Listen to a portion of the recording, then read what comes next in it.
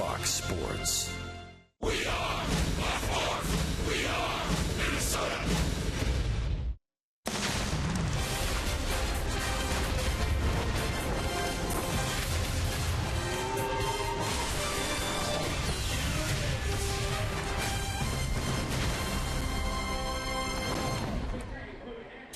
Twins continue their first homestand of the season. They'll play the Kansas City Royals in Game 2 of this 3-game series on a day when we pay tribute to the most influential player in baseball history. You'll see a lot of number 42s in every Major League ballpark today. It's Jackie Robinson Day. We recognize and honor a true pioneer in this great game. Tonight, the Twins will hand the ball to Kyle Gibson, hoping he can bounce back from a rough season debut. Veteran righty Edinson Volquez was terrific in his Royals debut last week. He gets the start tonight for Kansas City. Good evening from Target Field. I'm Marnie Gellner. Tonight, all coaches, players, managers, even the umpires, and all of baseball will be wearing Jackie Robinson's number 42. It was on this date, April 15th in 1947, when Jackie made his Major League debut and broke the color barrier in baseball. He was 28 years old, Jackie was, when he made his debut for the Brooklyn Dodgers. That was 68 years ago today. Robinson changed baseball history. This is a very important day in all of baseball, and one that has very significant meaning. Jackie Robinson, man, he's a strong individual, had courage. You know, I mean, it takes a strong man today to even go through what he went through and then try to go out and do your job on a day-to-day basis. And, you know, he did a great thing. You know, he stuck in there, he hung in there. Had he failed, I don't know where baseball would be today. So, Jackie Robinson, a man of courage. The thing Jackie Robinson went through, the fight for the rights today, you know, it's pretty special. You know, he made way for guys like me, Lorenzo and Gore, you know, and not just us, but, you know, like Latin American guys and all that. You know, he just brought a bunch of guys together, you know, to one sport. We recognize the anniversary of Jackie Robinson's Major League debut, celebrated across the league. Twins and the Royals will honor that tradition here at Target Field, coming up next.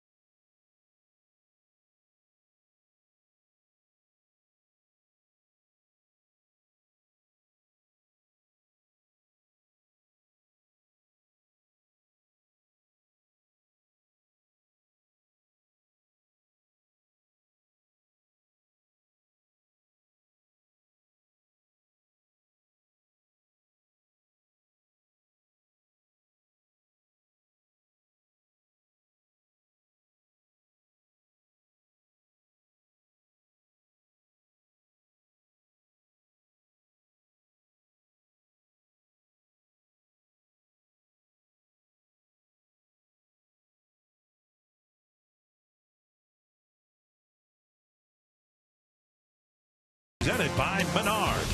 Save big money at Menards on all your home improvement needs. By the all-new Chrysler 200, America's import. And by Budweiser, still brewed the hard way. This Bud's for you. For whatever reason, Minnesota pitcher Kyle Gibson has pitched very well against the Kansas City Royals. He hopes to pick up his first win this year against the Kansas City Royals, a team he's handled pretty well, except for Mike Moustakas, has had some pretty good numbers against Gibson over the last couple of years. And we welcome you to Target Field. Dick Bramer along with Bert Blyleven. You would hope that the Kansas City Royals are due to lose a ball game. You know that the Twins are due to win one, and they're hoping that Kyle Gibson can just continue to do what he's done in his big league career, and that is save his best games for the Royals. That actually started for Kyle in his first major league start. It was against the Kansas City Royals right here at Target Field back in August of 2013. And since then, last year, 2 appearances and starts against the Royals. He won those 2.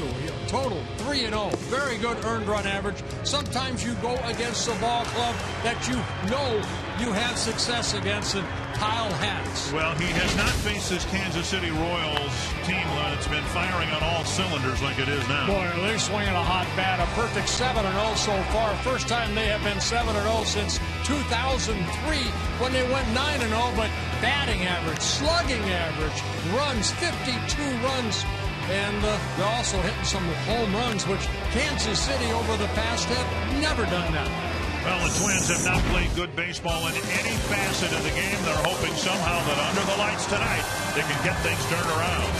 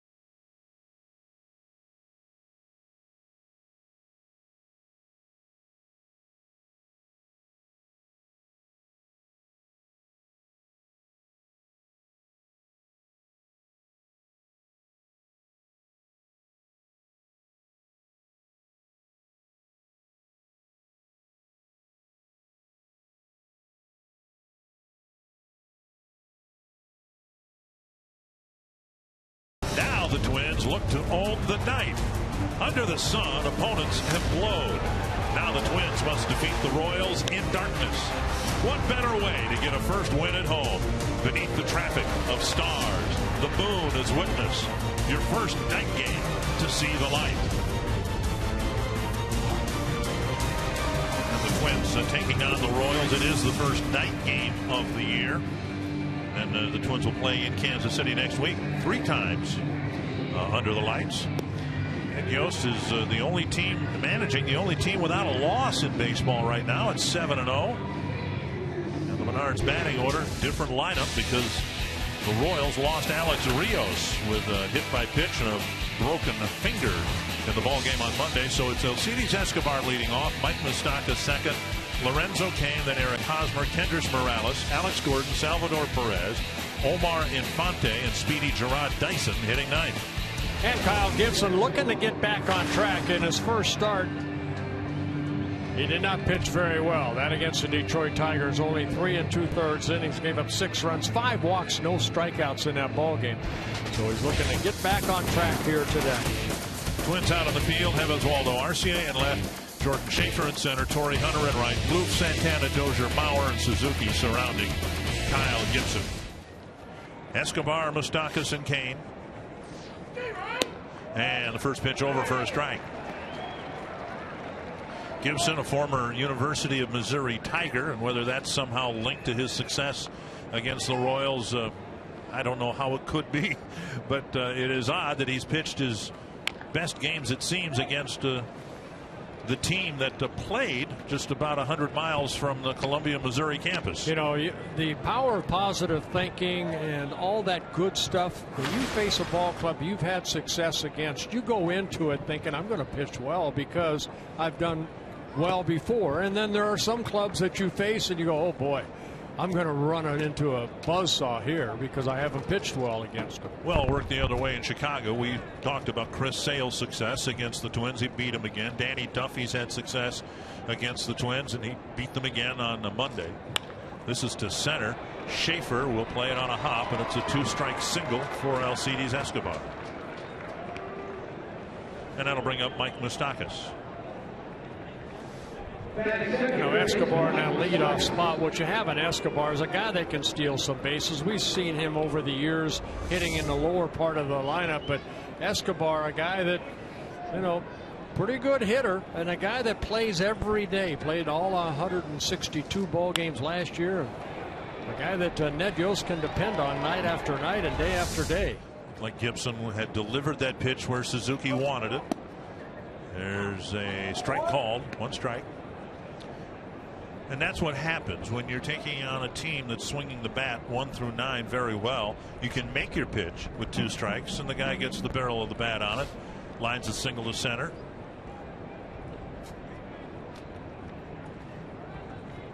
And Gibson, let's see if he can get a ground ball right here. Twins need a double play right off the get-go.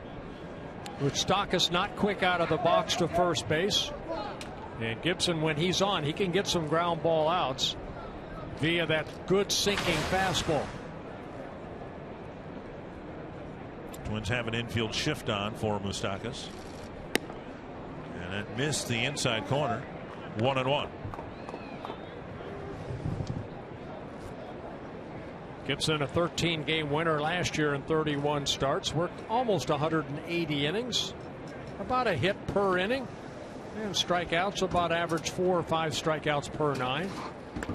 There's a bunt, and Gibson falls, and it'll be a bunt single. Moustakas taking advantage of the shift. And first and second, nobody out. Very heads-up play by Moustakas, knowing that Trevor Plouffe was basically playing short. All he has to do is lay it down that third baseline, which he does. Gibson slipping, coming off the mound, was the only one that might have been able to get to that ball. So a threat for the Royals right away, and here's Lorenzo Cain.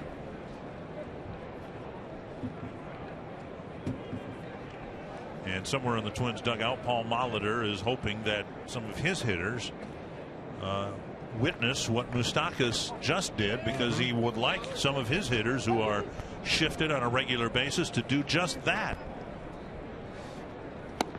Swing and a miss. When Gibson faced the Tigers, gave up a couple runs in the first, another one in the second, and he never was able to get the ball hit into the ground on a regular basis. Most of his outs came on pop-ups and fly balls.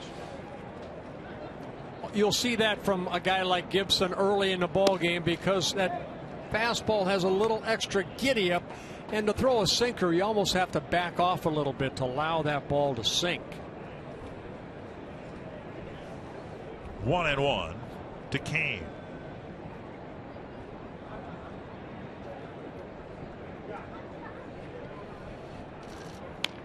Jam shot and a dribbler that hit his leg, and it's 1-2. A good running fastball right there in on Cain. Kind of tied him up right there. him in the back leg. Gibson gets ahead now 1-2, but he got ahead of Escobar and gave up the base hit to center.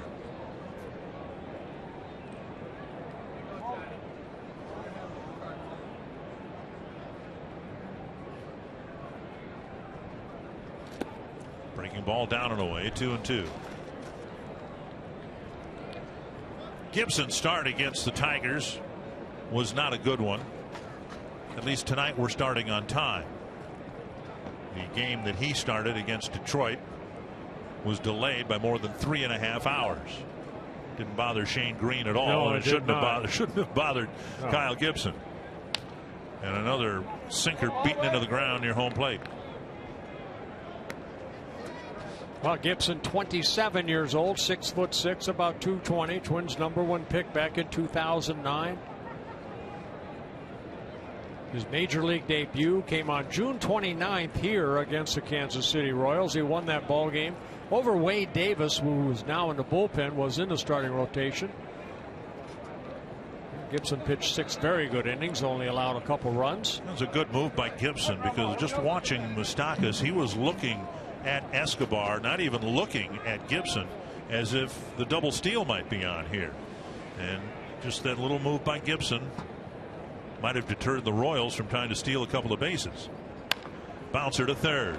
Plouffe to Dozier to Mauer on a double play with Escobar moving to third. Well, Gibson, who had 22 double plays turned behind him last year, and when he gets that sinker down, he can create this. Good feed right there by Trevor Plouffe to Dozier, and then the relay throw over to Mauer. And so now Gibson will try to get Hosmer and get out of this first inning unscathed.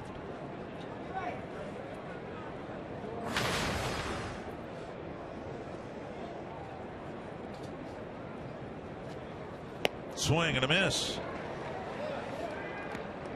We've seen from Gibson tonight, at least in this first inning, some fastballs that are swung on and missed. Didn't see that against the Tigers.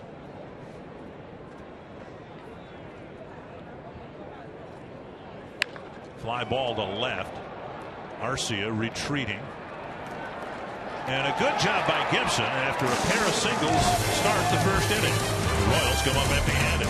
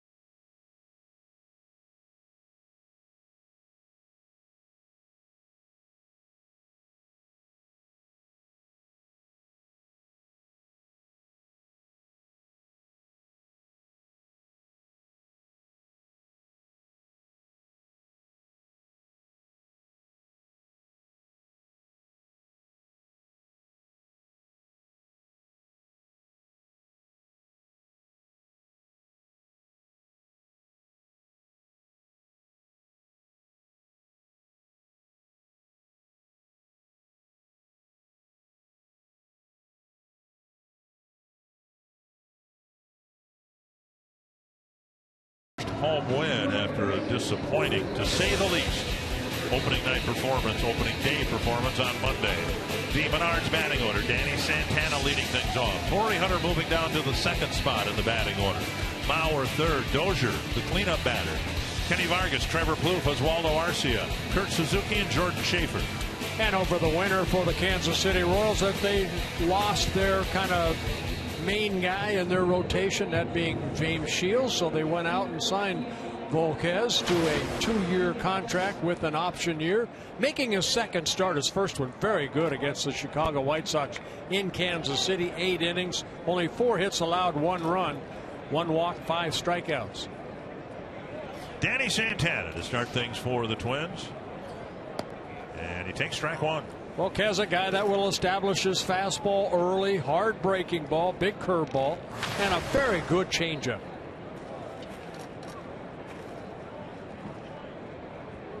And there's a breaking ball over for strike 2. The last time the Twins saw Volquez was at the Metrodome back in 2007 when he pitched for the Texas Rangers. Only a handful of Twins batters have had an at-bat against him. Chopper. That's trouble. Barehanded. Wow. And an errant throw by Escobar. He nearly made a sensational play. And Santana, just by putting the ball in play, gets an infield hit. Yeah, I mean, you know what? Escobar knew who was running right there. He knew he had only one chance, and that's to barehand it. And hopefully his throw was on the mark. The throw a little bit up the line, which pulled Hosmer off the bag. But that's where the speed of Santana hurried the throw for Escobar. And that's exactly what the Twins want Santana to do. 2 quick strikes. Just put the ball in play, preferably on the ground. Here's Hunter. Inside, ball 1. Torrey had 2 very productive years in a Tiger uniform, hitting primarily, almost exclusively, second in the lineup. Now the Tiger lineup different certainly than the Twins lineup in terms of veteran hitters, production. But in an effort to try to get Torrey's bat going, the Twins put him back in the 2-hole.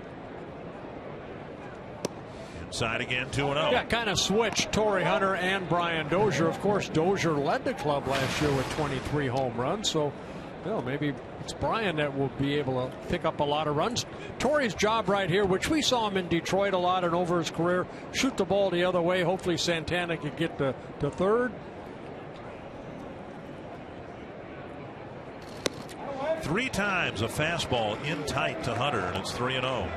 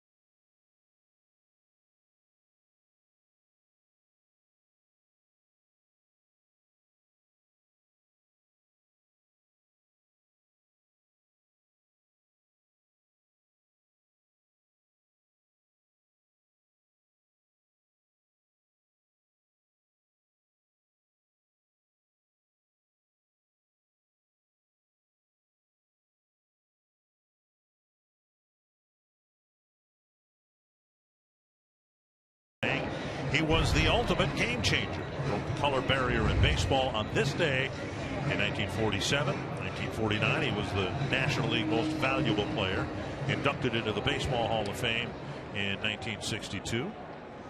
And today I had the good people here at Target Field put my picture that I gotten from Cooperstown when I went out for your induction. As we got a private tour of the archives, they had a picture of Jackie Robinson and Martin Luther King that I had never seen before, and I remarked to the tour guide that I really liked that picture, and they sent one to me in the mail, and we hang it in our booth here. Yep. It is a great photo. 2-0 to Kendrys Morales. He'll be followed by Alex Gordon and Salvador Perez.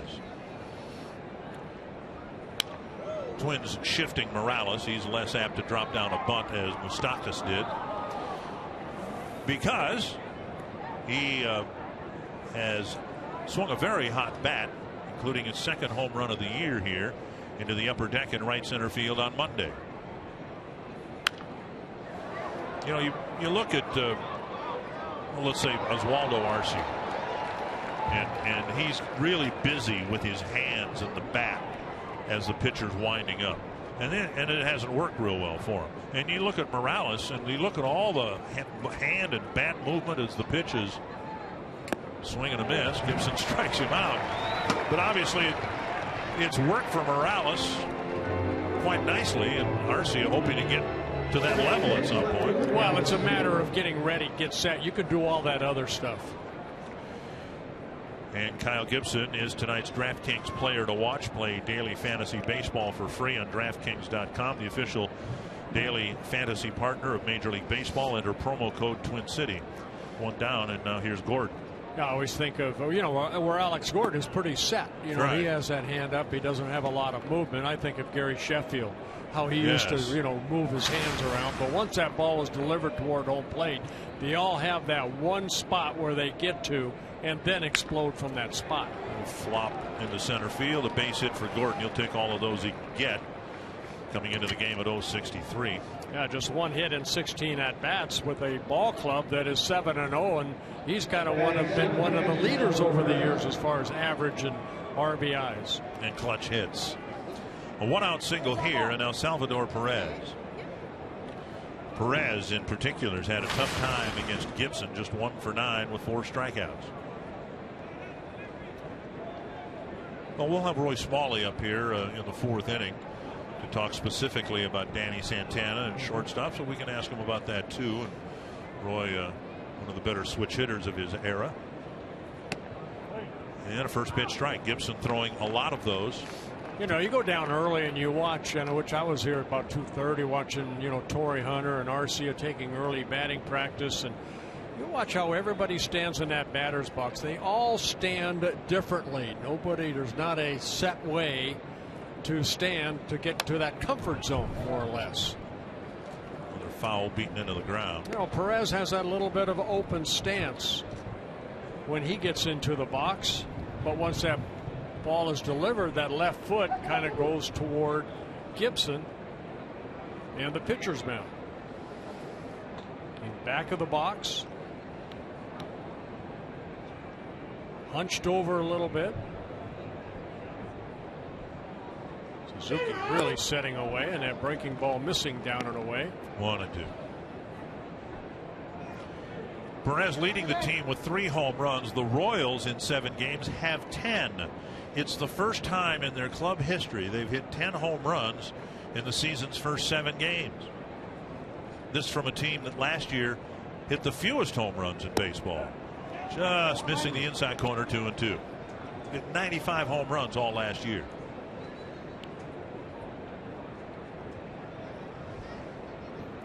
Ned Yost hoping that the likes of Perez and Hosmer and certainly Moustakas will improve with another year of experience.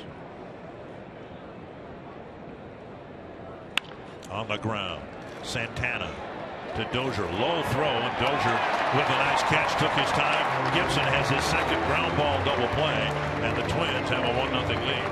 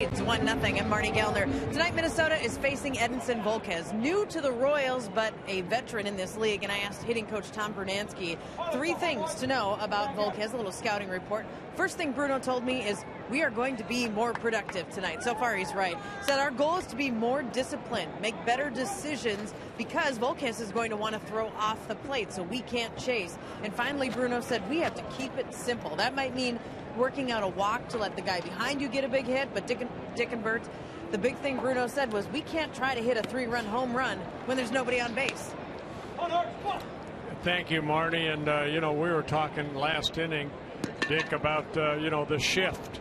I mean, look, nobody's over on the shortstop side or the third base side. And Arcia up, leading off an inning. This would be a great place for him to just kind of push that ball the other way. You're telling me he can't bunt the ball right there? My goodness. Moustakas did. 2 strikes to Arcia.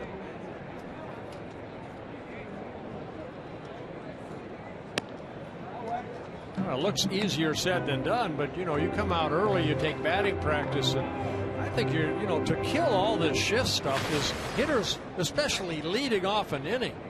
Go ahead and push it over there. Fouled away. I think it was Brad Ausmus when asked why they didn't shift. The Tigers didn't shift somebody. I think it's in the Pittsburgh series that they're playing now. He said, well, because he's shown that he'll bunt.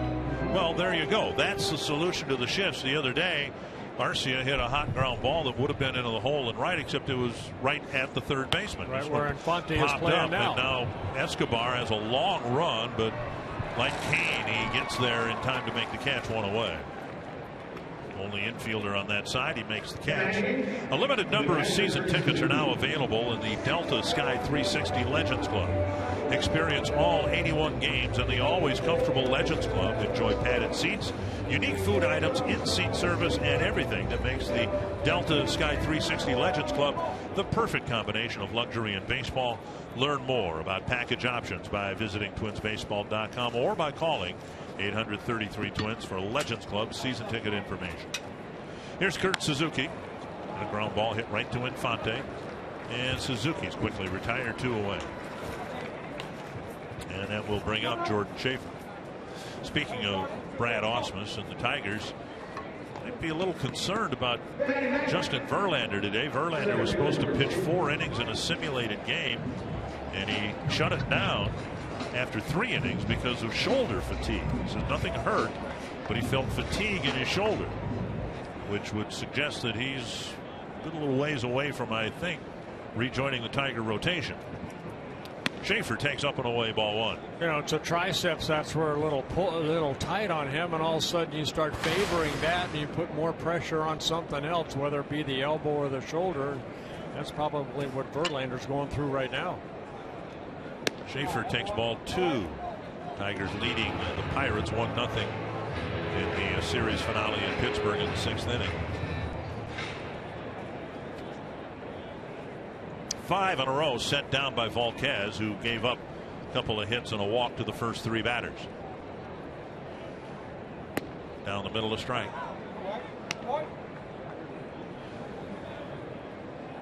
It's been the worst case scenario for the Twins. They've stumbled out of the gate, and they have not won, but 2 teams playing very good baseball with just 1 loss between them.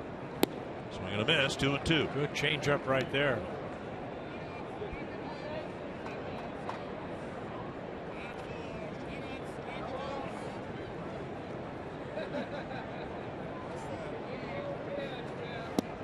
Called third strike, shaving it with a 94 mile-per-hour fastball.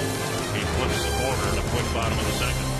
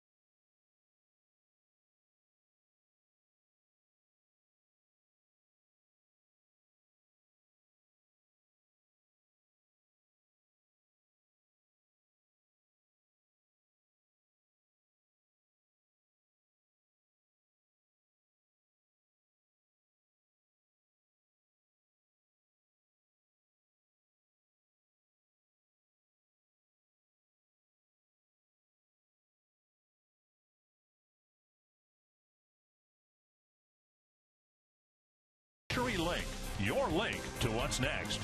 By NorthlandFord.com and your local Northland Ford dealer. And by Grand Casino. The best stories start here. Royals have had some base runners against Kyle Gibson, but he's got 2 ground ball double plays in 2 innings.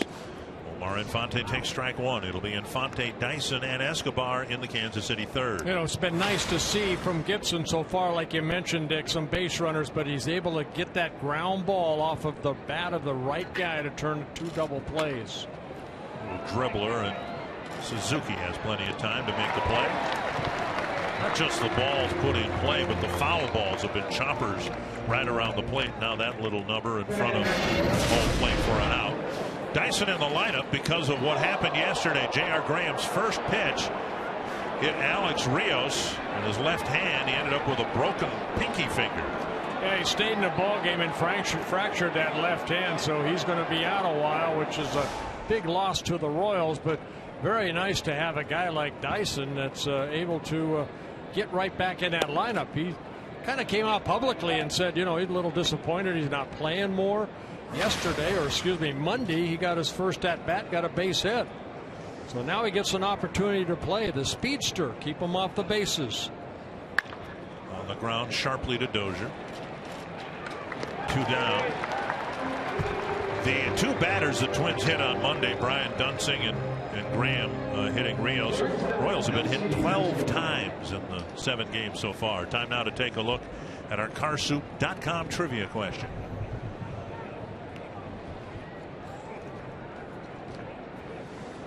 And we will take a look at that. Escobar getting ready to hit the longest winning streak to start a season.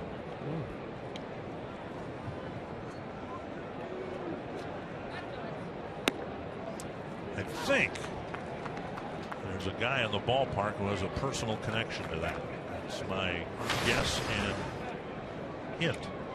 Escobar single, got as far as third base in the first inning.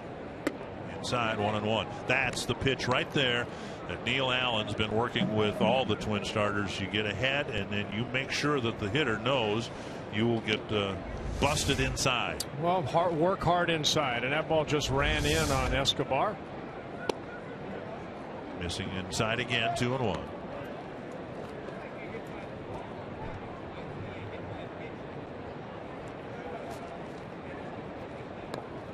Six ground ball outs, a strikeout and a fly out so far for Gibson. Another one beaten into the ground. Bluth has it. Really clean, good third inning for Kyle Gibson as the Royals go down 1-2-3.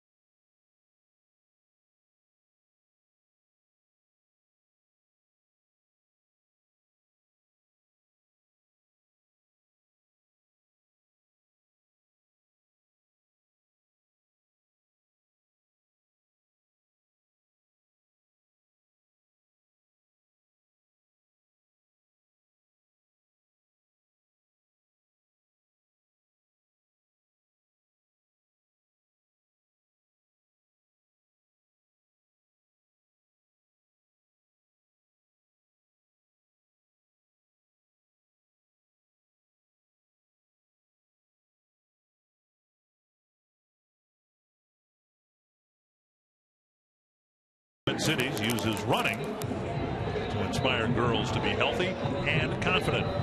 Saturday, May 30th, join the Fox Sports North girls at the University of Minnesota for the girls on the Run Spring 5K. To register, visit foxsportsnorth.com. Click on upcoming events.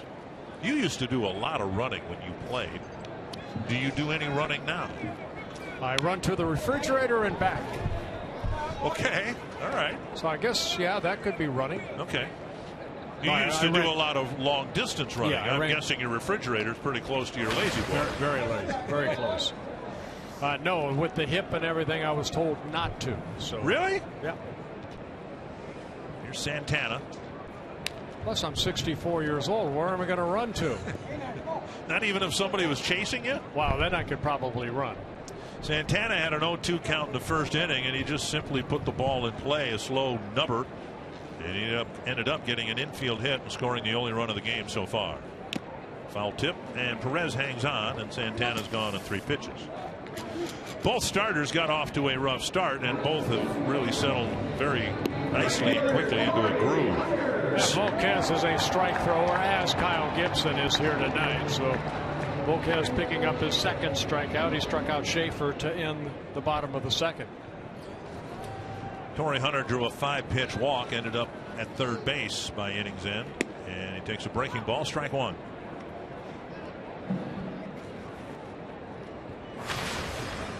Twins got a single, a walk, and a single from their first 3 batters. Got 1 run out of it. Just off the plate, 1-1. The Royals got a pair of singles to start the first inning, but Gibson's faced the minimum number of batters ever since.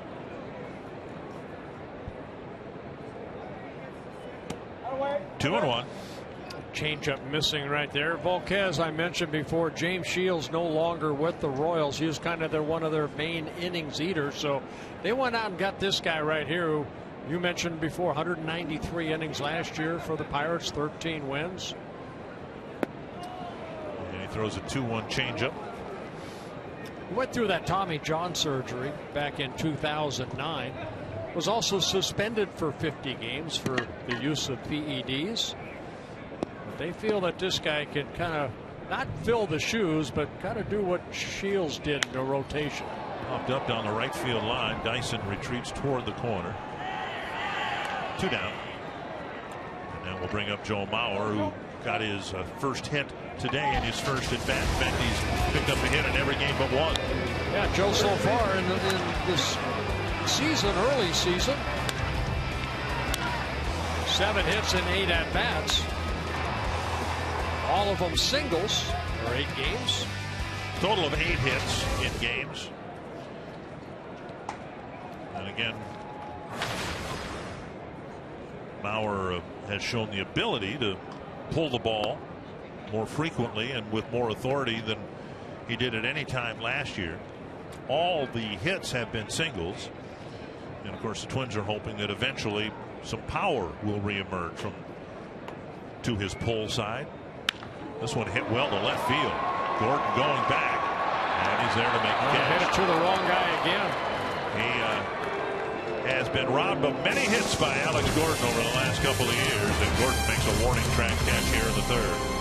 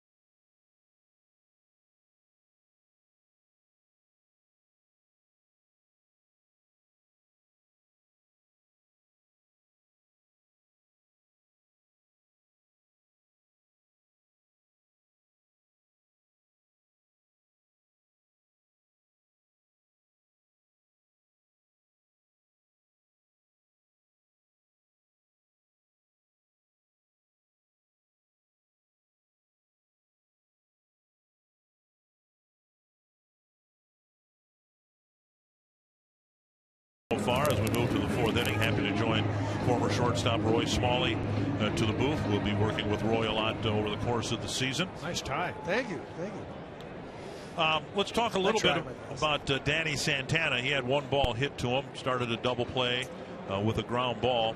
But your thoughts as he has come back to the infield, which has been his normal position, save for last year.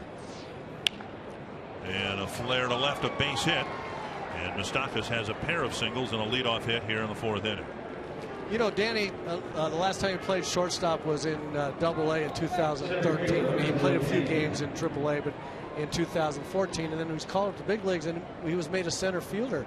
And I got to tell you, I mean, he's had a little bit. He hasn't looked quite as smooth yet this year, and I have to tell you, shortstop's a tough position to play, and it's really hard to play it in the big leagues. And when you've taken a whole year off from that position and played a new one, and then you come back, I think it's a little bit much to assume that he's going to be just absolutely fluid and smooth and everything's going to go perfectly well. He's going to be one terrific shortstop, but he's got to go out there and play and get the comfort back at that position. Well, last year I was looking it up, 69 games in center field, 62 starts, 34 games at short, 31 starts. So here he's trying to learn. I mean, he played maybe a little bit in the minor leagues outfield, but mainly coming up through the system as a shortstop. And all of a sudden you're stuck in center field. I mean, even though all this went through Santana's mind, he still hit pretty good. Oh, yeah. I mean, it's a testament to the kind of guy he is, the kind of player he is. He's always going to be a good offensive player, and I don't think he lets one affect the other, which is really great to see in a young player. But I would tell you that it's the speed at which the game is played up here in the big leagues is different at shortstop than it is. I don't care if you've played your whole life at shortstop. When you come up and play it here at this level, it takes some getting used to, and it's, as I said, I don't think it's hard to see at all that he might have just a little bit of rust for just a little while. Well, and Roy, you know, the Twins are looking for who's going to be the future shortstop. I mean, Brian Dozier's taken over second base. Mauer at first. Bluth is doing a good job at third. So you're trying to solidify, okay, the future shortstop they feel is Santana. Well, it absolutely is. So you're not, I mean, fans may say, well, why don't we put him back out in center field, let Escobar play short again? Yeah, this guy's a shortstop. No, this guy, you know, if he's going to be the shortstop for the next 7 or 8 years, the next 7 or 8 years have got to start now. Right. I mean, at some point in time, he's got to get out there and learn what it's like to play Major League shortstop. And there's no time like the present. Center field's a different deal. I think manager Paul Molitor's got it in his mind. Somebody else got to worry about center field. I got to have my shortstop learning how to play that position every day. 3-1 to Lorenzo Cain. Gibson trying to pitch around a leadoff single. Cain wrapped into a double play grounder, his first time up. And another chopper foul. The fact of the matter is, if Danny Santana is playing center field for the Twins 2 years from now, that's a really bad thing. That's a bad thing. Because the Twins have Byron Buxton, who they hope will be manning that position certainly in 2 years. Aaron Hicks, if he can figure it out, might fit into the outfield plans at some point. Full count. See if the Royals do anything with Moustakas. He's not the fastest Royal in the starting lineup, but there he goes. And the pitch lined to right field. And Hunter with a catch, one away. Gibson fell behind Cain, came back to get him, one down, and that'll bring up Hosmer. Let's take a look at this Kansas City lineup, and they got to the postseason last year with clutch hitting, great defense, enough run production to advance. But boy, look at them this year, Roy. It's almost as if October last year was a great confidence booster for all these guys 1 through 9. There's no question that all these guys think they are championship caliber hitters now, all the guys that were here last year, and all they did was go out and get Kendrys Morales, who had a full winter and spring training to get ready, unlike last year, and Alex Rios. Unfortunately now he's got a broken hand, but when he's in that lineup, there's a tough out 1 through 9. There's not any breather there, and I looked at that lineup at the beginning of the season. I said, I think they're a better team this year than they were last year, and they're in the World Series last year. I agree. They lost Billy Butler, but they replaced him with Morales. It's, you know, coming off a couple years with all those surgeries he had on his knees. This guy can hit. I mean, he had a great year with 34 home runs with the Angels. Well, in effect, over 100 runs. Right. In effect, what they did was they traded Billy Butler and Aoki for Kendrys Morales and Rios. I think that's a good trade. And you look at that lineup, that trade has resulted in a hitter of the caliber of Salvador Perez being hitting 8th. You know, I mean, you talk about a potent lineup. Chopper to Mauer and a flip to Gibson. That's out number 2, and Moustakas advances to second. The only thing other thing that I will say about it, I think that is really, really important, and the jury's not quite out on this yet, but if the shortstop Alcides Escobar really is a leadoff hitter, that makes all the rest of that possible. Now he came up, they put him at the leadoff spot in September, middle of September last year, and he really responded. He really helped drive that lineup.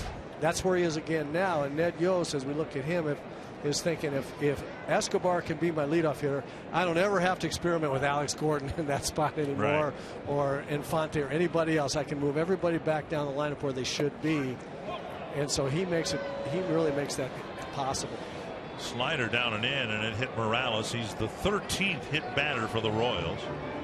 Yeah, that's just a slider down and in, and Morales kind of trotting slowly down toward first base. And Roy, don't you like how Bert says, "Oh, that was just, you know, like it's an hit insignificant thing." You It's know, a breaking ball. The batter got in the way of the pitcher's pitch. You know, it's not that big of a deal. Wow, he should continue his at bat. Feet don't count, right? No. Well, here's Alex Gordon. Gordon singled his first time up. Royals out hitting the Twins 4-2, but so far the Twins have the only run on the board. I think Kyle's doing a good job of keeping the ball down in the strike zone. A lot of ground ball out so far. Right. And commanding the fastball better than he did last time. And as you know, Bert, as you've always said, and I agree with you, that commanding the fastball is job number 1. You work everything off of that. And when he's good, he's really good with the fastball. And when he's not been good, it's because he can't throw that where he wants to. 2-0. He missed with a changeup right there, so he went fastball in and then a changeup. And this, to me, is where he has to really trust that sinker down and away. He has to know that he can hit that spot down and away. And the worst Gordon's going to do, if he keeps it down, maybe a fly ball to Arce out in left field. Don't want to make a mistake inside right now. And Suzuki sitting down and away and just missing. Not a bad try, though, right there. Really good try, but that's what we're talking about, command of the fastball. What I've noticed about Kyle is when he's really on, he really needs to throw a strike, like right there, he gets that corner. And when he's not good, it's just off. And now he's back to 3-0, 3-1, 2-0 a lot. A dangerous pitch because Gordon's going to have the green light if it's to his liking, and he does. Strokes it into right field, and Hunter fires it to Dozier, and the Royals tie it up. Gordon's 2-out single. I sense that from up here because it's a 3-1 count. And what does he do? He throws that ball pretty much right down the middle of the plate. And a guy like Gordon, even though he's been struggling, 1 hit and 16 at bats coming into this game. Look where that pitch is, right there. And that's a cookie to Gordon. That's exactly what he's going to do, is pull that ball hard somewhere. He picks up his 3rd RBI of the year on his 2nd hit of the ball game with 2 outs. Even Moustakas can score from that. Well, that's exactly what we're talking about, Bert. That 2-0 pitch was everything. It was the difference between 2-1, and now he's back in control of the count, or 3-0, and now Gordon's in control of the count. That's what the command of the fastball is all about. When you really need to throw a pitch with your fastball, you got to be able to do it. There's a breaking ball just off the plate. Pretty good little pitch right there. Now, this is a big at-bat for Gibson, for Perez too, but for Kyle Gibson, we've seen too many times innings like this get away from him.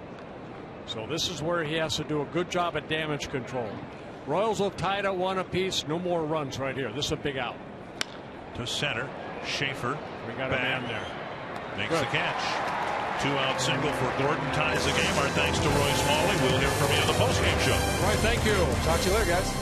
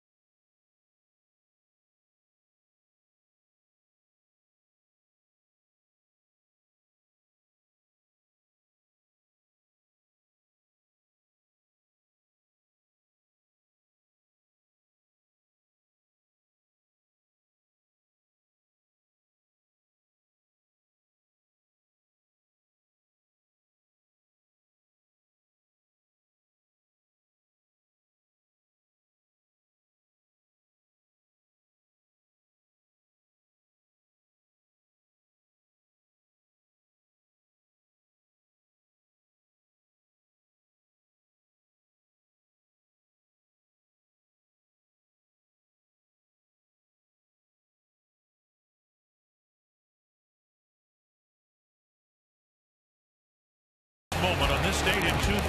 I remember it well, playing in his 2800th career game. Cal Ripken Jr. reached 3,000 hits with a single off the Twins' Hector Carrasco. Became just the 7th player to get 3,000 hits and 400 home runs in Major League history. If you watched Twins baseball during that time, you saw 4 straight 3,000 hit milestones, starting with Dave Winfield, Eddie Murray, Cal Ripken, and Paul Molitor. And it was just thrilling to be able to broadcast all 4 of those. 1 strike to Brian Dozier, leading off the Twins' 4th, now in a tie game. Well, this guy's good. He can throw strikes with all 3 pitches, and he gets ahead of Dozier with a fastball and an off-speed pitch. 0-2. Dozier, Vargas, and Plouffe in the Twins' 4th inning.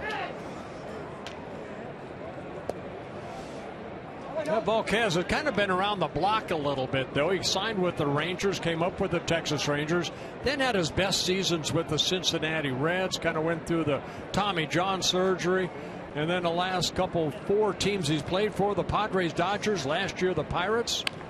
But they feel if he's healthy, he can be the pitcher that he was in 2008 when he was a National League All-Star and a 17-game winner for the Cincinnati Reds. Royals have the advantage over just about any other team in baseball in terms of pitchers who would want to play with this defense behind them. Now, financially, they're at a disadvantage in Kansas City. Fouled back. But if you're a pitcher in the free agent market and Dayton Moore says, hey, would you like to play and pitch to Salvador Perez and have Alcides Escobar at short, Lorenzo Cain in center, Alex Gordon in left, Eric Hosmer at first? What pitcher wouldn't want that defense on his team? Well, especially what they did last year, getting to the World Series, and that's every player's dream. This one hit hard to center, and again Cain is there. Dozier's hit the ball hard twice to center and has just a sacrifice fly to show for it. 1 down. Join Fox Sports North Thursday at Rice Park for the Minnesota Wild playoff pep rally starting at 11:30 in the morning. The first 250 fans receive free lunch. Who said there was no such thing as a free lunch? There is on Thursday. Later that evening, the Wild will host a viewing party at XL Energy Center. Fun kicks off at 7:30 p.m. Special 1-hour Wild Live presented by CenturyLink. And the first 1,000 fans at the viewing party receive an official playoff rally towel. Both events are free. Visit foxsportsnorth.com and click on the upcoming events banner details. And they will read that and have time to read it just once during the first intermission. 3 pitches later. I'm out of breath. 1-1 to Vargas with 1 gone in the 4th inning.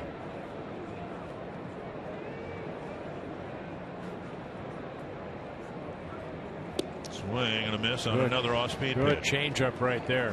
Vargas is getting a steady diet of that. He had an impactful rookie season last year, but even toward the end of last year, he saw a lot of off-speed stuff. Yeah, pitchers adjust. Now it's up to Vargas to make the adjustment. Checked his swing, we think. 2-2. And that's what the game at this level is all about, is they will find maybe a little bit of weakness in your swing, and pitchers will get the report and they'll try it. And now it's up to Vargas to make the adjustment. And how do you make the adjustment? Stay back a little bit longer and don't miss that pitch that you're looking for. On the ground, right to Infante. 2 down. It's not been fun to watch this year for the Twins, and I don't know, maybe there's some comfort in knowing that there are some other teams struggling out there too in the same areas the Twins are struggling. The Washington Nationals, picked by many people to be the best team in baseball, they are going through a lot of what the Twins are going through. They're not hitting particularly well. They are pitching better than the Twins, and their fielding has been dreadful, particularly their shortstop Ian Desmond just had a terrible time. And of course, no one in Washington, as disappointed as they are, no one's panicking.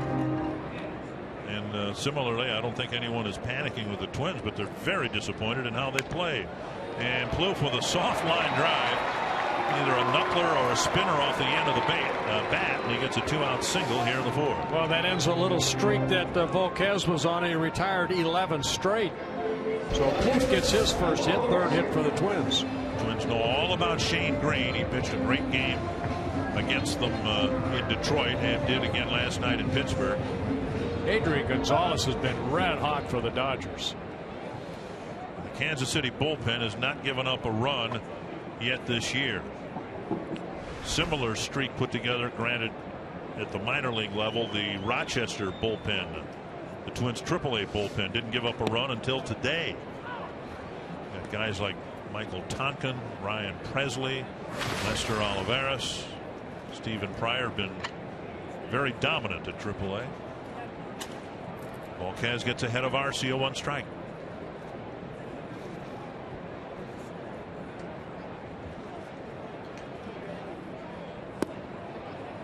Speed pitch and an awkward swing and a miss. That is a tough pitch for a guy that has a curveball for left-handed hitters to lay off of when it's near that back foot. Volquez with a couple strikeouts so far in the ball game. No walks. Fouled back. That's what I'm saying. You missed your pitch. He's got to hit that ball right there. Shoot it somewhere hard. Now, if you're Volquez, you got 2 strikes. I'm going to go back to that curveball down and in. Pitchers are a sadistic lot, aren't you? If someone has a bad swing, we're going to go right back to it. That was a changeup right there that he missed. Arcia hung fairly tough with 2 strikes his first time up. Ended up hitting a pop-up behind third base, and with the shift on, Escobar had a long run but made the catch. Nationals, by the way, beat up on the Red Sox 10-5 today at Fenway Park. 1-2 to the Twins left fielder. A high blast to right center field. Kane to the wall. Gone. A home run for Arcia.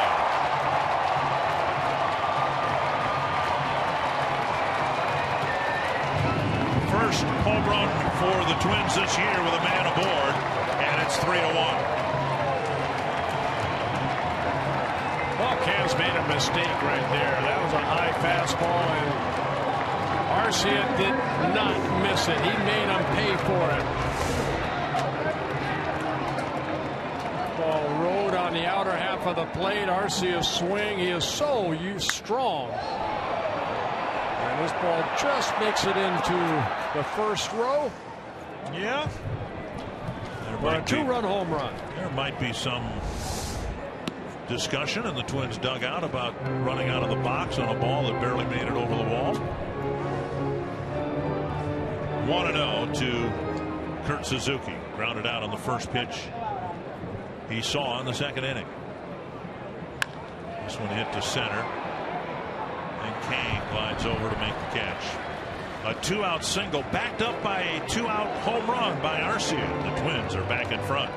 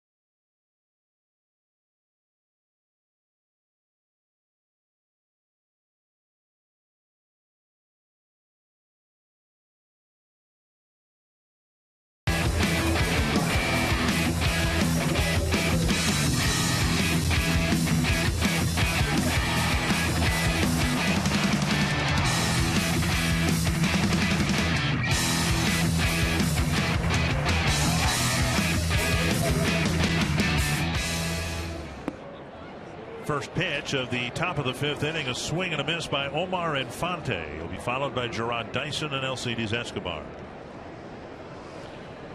Now Gibson didn't record 12 outs in his first start against the Tigers. He's got 12 on the board. Maybe his 2 best sliders on back-to-back pitches to Omar Infante. Well, I'm going to go back to the power of positive thinking for Gibson, because he has pitched well against the Royals, and here tonight he's keeping a lot of his pitches down in the strike zone.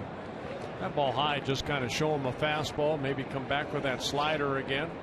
Doing a good job. 6 ground ball outs have created 8 of the 12 outs he's been asked to get so far.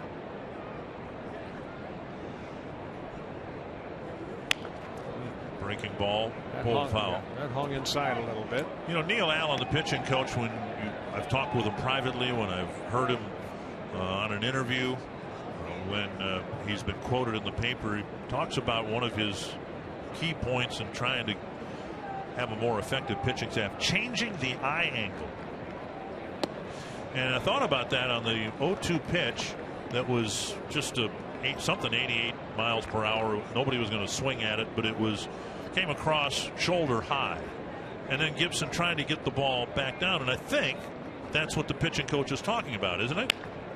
Changing the eye angle, watching the ball come in at one level and then maybe getting the out on the next pitch at a different level. Yeah, almost to the opposite of what Kyle does. I mean, he relies on good sinking fastballs, quick outs on the ground, where a guy like Phil Hughes, he's more up in the strike zone, so when he throws down, it's kind of a surprise. So that's the different eye level.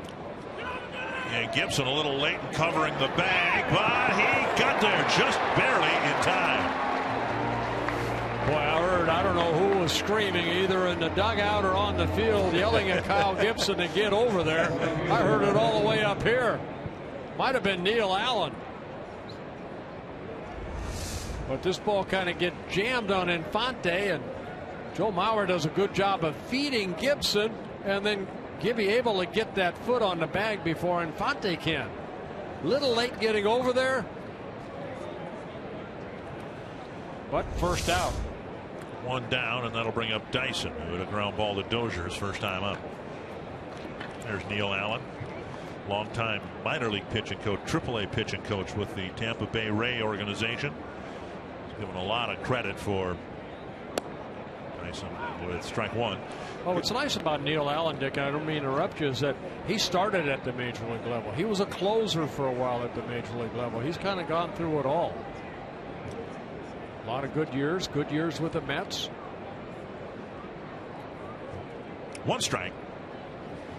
And Dyson takes the ball. Just think of the enormous task facing Neil Allen, as he has said. Came to spring training, he had to get to know 29 different pitchers. He was from outside the organization. Grounder wide to first. You know, the Twins haven't been a team that changes personnel easily. You know, we've had just a few managers in the time I've been doing games, over 30 years. Just a few general managers, just a few pitching coaches. And also, yeah, the coaching staff, right, too. But when they have made changes, it's been from within. This was a different deal here entirely. Right.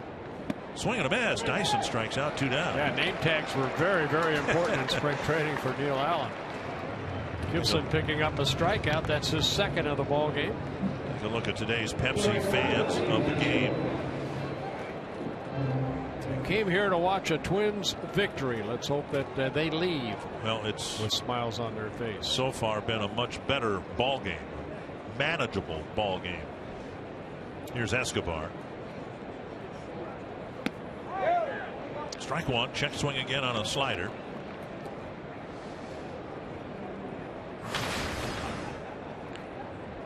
You know, Roy Smalley was talking about this guy a little bit, and you know, this guy has been steady Eddie since he became a Kansas City Royal. Since he became a Royal in 2011 as their everyday shortstop, he's only missed 15 games.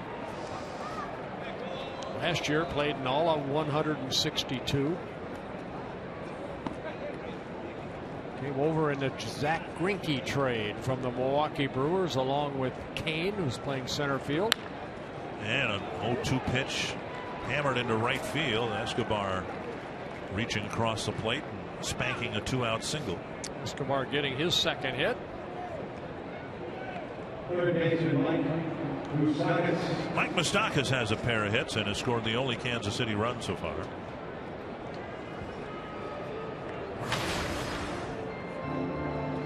Moustakas, one of Kansas City's hottest hitters, using the whole field. Last year, got off to a terrible start, was sent down to AAA for a little while, ended up at season's end hitting just .212. Does have some power. 15 home runs last year. Dropped down a bunt single his first time up. And wide at first, strike one.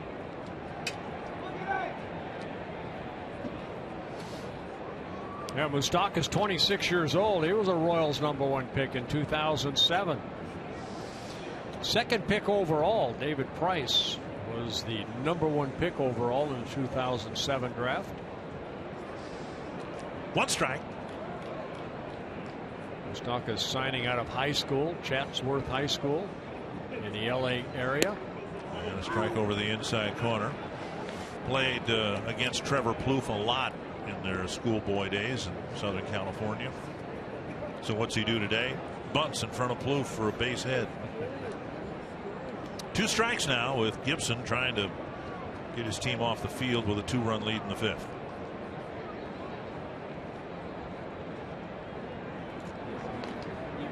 Royals have 7 stolen bases in their first 7 games. They've been caught a couple times. Escobar with 1 of the 7, but Gibson very quick home. He's had pretty good success over his young career as far as not a lot of stolen bases against him, only 12 out of 18. Utilizes that slide step, keeping an eye on Escobar. Down and in a ball, 1-2.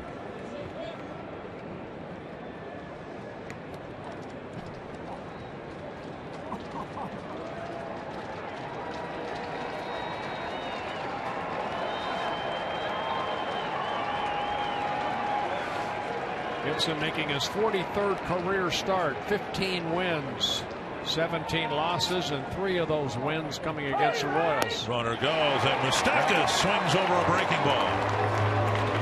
A clean inning for Gibson. A 2-out single does no damage.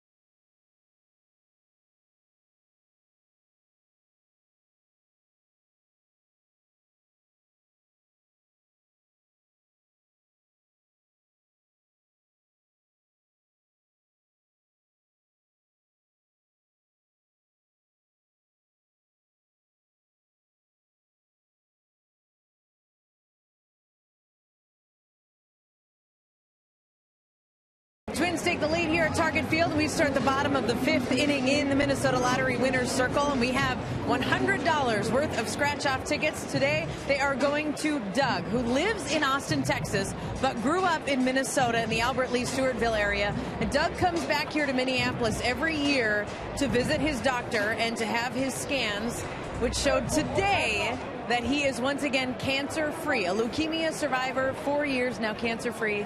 Congratulations on that, Doug. What is it like to be able to celebrate here watching your hometown team at Target Field? It's great. I've always been a Twins fan all my life, and it's great celebrating being cancer-free with my sisters, Cindy and Patty. It's just great. A family day here, a big reason to celebrate for Doug and Dick and Bert. It was his birthday yesterday, too. Wow, that's great. Doug, congratulations. Stay strong, man. That is awesome. And you are hereby circled. With 1 strike, Schaefer tried to drop down a bunt in front of Moustakas. Now it's 2 strikes. Twins getting a 2-out single from Plouffe last inning, and then Arcia's 2-out home run. Now Schaefer, Santana, and Hunter will try to add to the lead.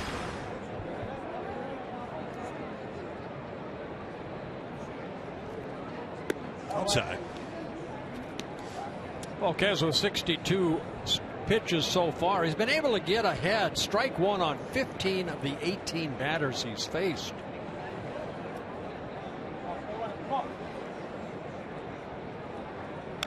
Tap foul. I had somebody, well, a number of people asked about, you know, the game, home opening game on Monday and the disappointment and all that. You know, as a broadcaster, you know, is it disappointing? And I told a number of people, very first home opener I did was 1983. Very nervous before the first game I ever did, and was really excited that the Twins were going to, you know, have a better year. Schaefer fouls another one away. So it was at the Dome, and they opened up against the Tigers, 1983. Brad Havens gave up 6 runs in the first inning. Good start. Yeah. So Monday was a piece of cake compared to the very first Twins game I ever did. Well, you'd like to win every game, you know, that we televise. That would be nice, but it just doesn't happen that way for some reason. 1-2 to Schaefer. We are up here pulling for him, believe me. I think as much as the record, which isn't good, it's just how the team has played. They haven't done anything well. And no, this is a very clean game so far. This is what Paul Molitor in his first year wants to see every night. Well, they saw it in the opening game in Chicago on Friday. Tommy Malone took charge of things, and Twins got a couple of runs early, added some more late, and it was a 6-0 Twins win. And Schaefer strikes out eventually for the second time, 1 down. Good change up down and away. Well, the Twins got on the board in the bottom of the first inning. Brian Dozier sacrifice fly with bases loaded, scored Santana. But the Royals, they tied it in the 4th inning, top of the 4th. RBI single by Alex Gordon on a 3-0 pitch, but in the bottom of the inning, Oswaldo Arcia hitting a 2-run home run, giving the Twins a 3-1 lead. And just like what we saw that for opening day in Chicago, Tommy Malone, you mentioned, pitched good so far. Kyle Gibson keeping the club in the game. All goes to starting pitching. They have to put zeros on the board. Gibson's been able to do that. And Santana this time does offer at it, rolling it foul, 1-1. First Jordan Schaefer, then Danny Santana. Each threatening to drop down a bunt.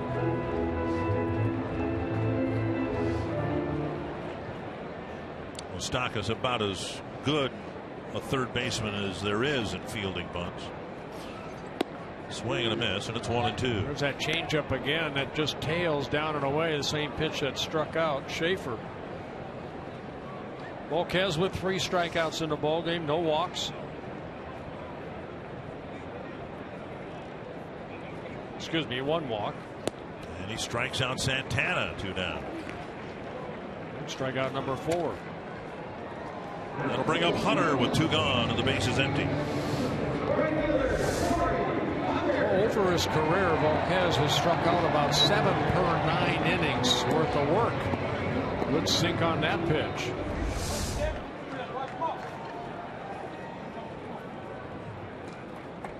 Hunter with a walk and a fly ball to right. And another one hit to right field. Dyson coming in a few steps. On to the 6th. The Twins in front 3-1.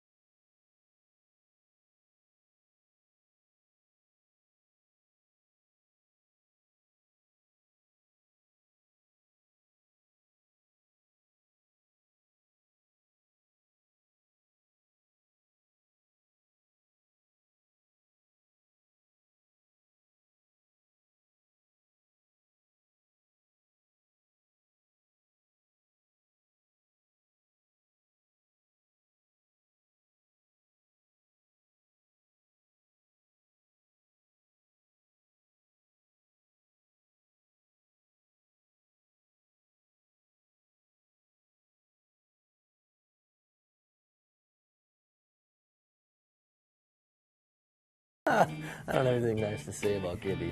Kind of takes a verbal beating every day, but takes it well. We love Kyle. Funny, tons of potential.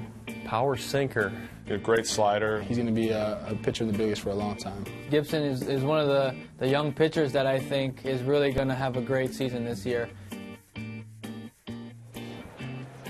he's so far cooled off this red-hot Kansas City lineup. He'll face Lorenzo Cain, Eric Hosmer, Kendrys Morales in the 6th. Done a very good job at keeping the ball down in the strike zone. There's strike one and getting ahead. 14 of 21 first pitch strikes. He's given up 6 hits, but they've all been singles. He's got 2 ground ball double plays. Inside 1-1.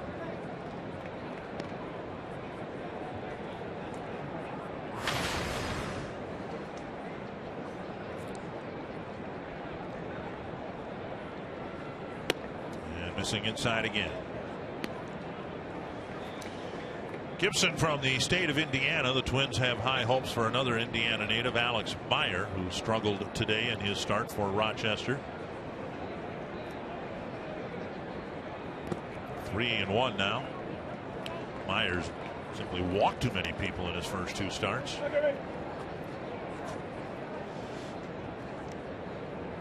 Sometimes you throw out that first opening day start, which Kyle had in Detroit. You know, he walked 5 and 3 2/3 innings. No strikeouts. Trying to do a little bit too much. You know, you're anticipating that opening day start and it doesn't go your way right off the get-go. He gave up a couple runs. But here tonight, 75 pitches, 47 strikes. Good strike to ball ratio. Liner under the glove of Plouffe. And Cain has an opening base hit here in the 6th. Well, what's helped Kyle is really the first inning. He got a couple double plays behind him. 3 strikeouts in a ball game. There's the first double play to end of the first inning. And then off of Salvador Perez. Another double play to end the second inning. Right here, a little tardy. He hesitated a second, but able to beat Infante over to first. Eric Hosmer, the batter, a fly to left and a ground ball to first. Let's see if we can get another double play here.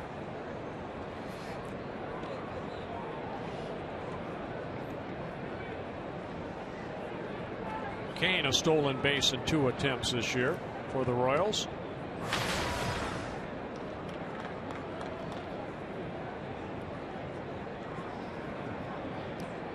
racetracks presented by Chrysler.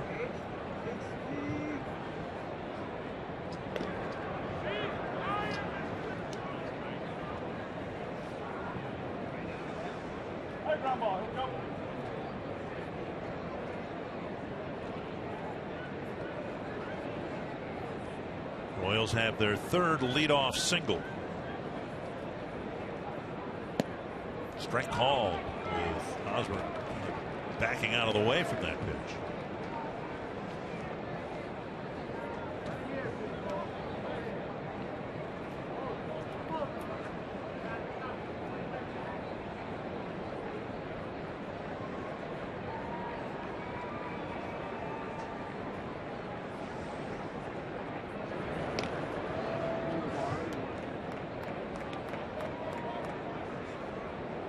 Trying to do a better job of managing the opponent's running game this year, and that's really a key if you want to beat the Royals. They love to steal bases. Tapper towards second. One. Not two. Dozier this time a shorter backhanded flip, but still kind of a long, soft toss to the shortstop. Yeah, Brian, I think he hesitated for a second because I think he thought about running at Kane right there. That kind of stopped going towards second base. And the flip. Hosmer beat it out. One down. That might have been a play where Brian goes right at Kane. Right there. Just go right toward him. Run him back toward first, get the out at first, and then get maybe Kane in a rundown. Right. So one down, and Morales will bat. Struck out his first time up, hit by a pitch in the foot the next time up. Fouled back, a strike.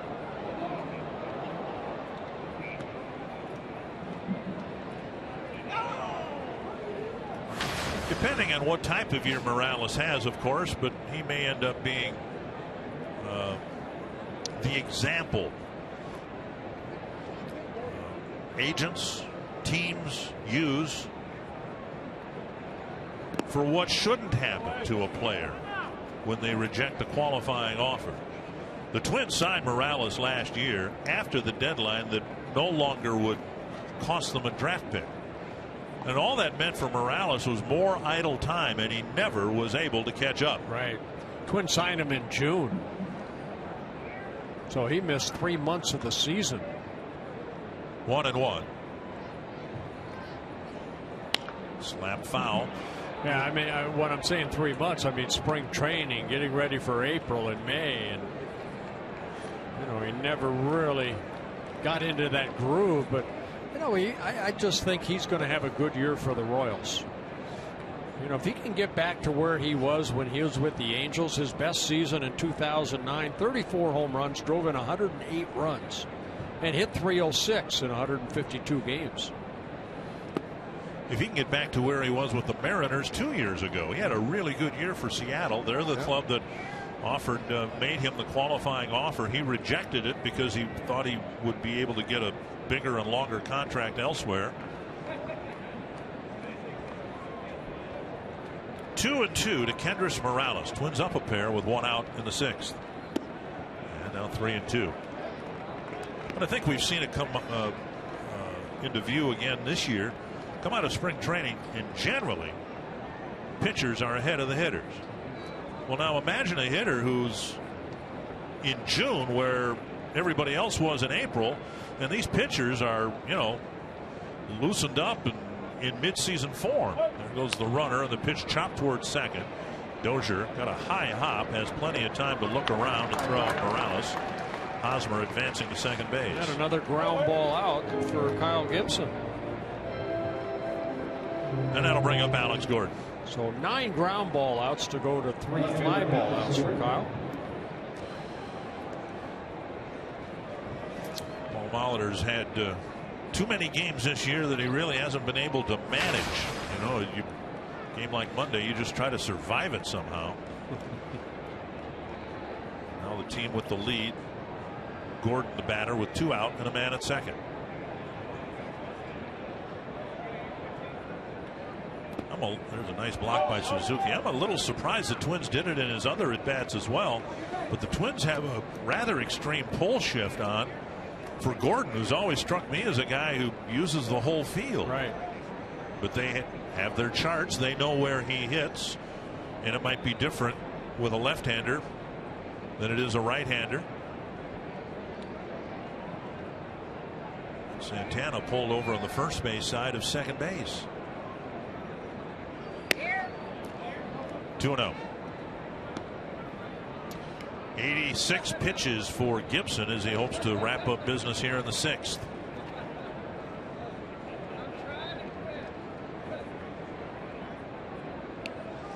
Fell behind 3-0 to Gordon before giving up a base hit last time. There's a strike on the outside corner.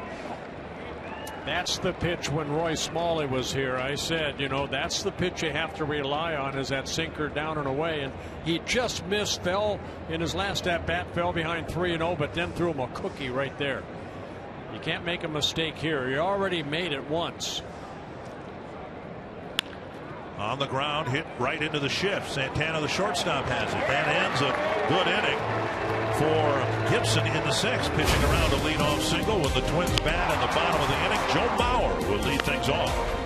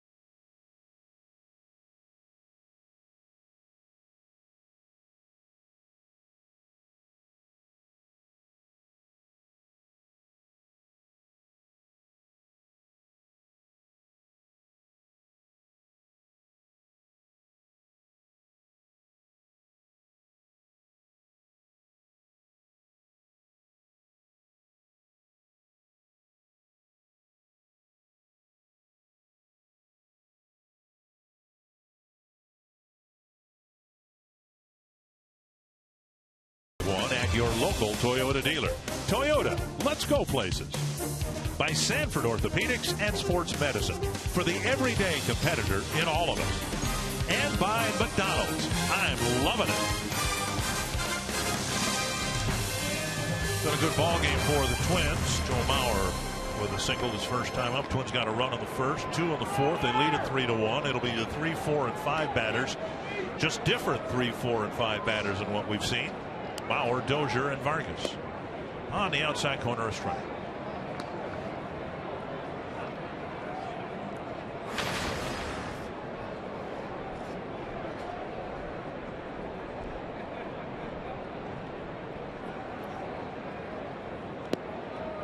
The Kansas City outfield still playing Joe toward the opposite field. Right fielder Dyson is in the middle of the gap in right center. You can see where Dyson is, and there must be 100 feet of fair territory between Dyson and the line. Hosmer has it roll out of his glove, picked up by Infante, and they got him. Good play by Infante, recovering a rare Hosmer miss. Well, Hosmer had to go a long way for that, reached out and it ricocheted off his glove, and Infante, who was backing up the play, alertly went in. And what makes this play, watch Infante. He barehands the ball, flipping it quickly. over to Volquez, who got over there as a pitcher. Even though that ball was bobbled, as a pitcher, you still get over to the bag. If he stops, Bauer's safe. One down, and here's Dozier, who's hit 2 balls pretty solidly to center field. So the play going 3-4-1. They're still playing Twingo here, or whatever that is. I don't know. This is just our second home game. Yeah. Now tomorrow, I intend on coming to the game. We're not televising tomorrow, so I intend on coming. And if they're playing Twingo, I will get a Twingo card and hope for a 3-4-1. 3-4-1. Down and away, 1-1.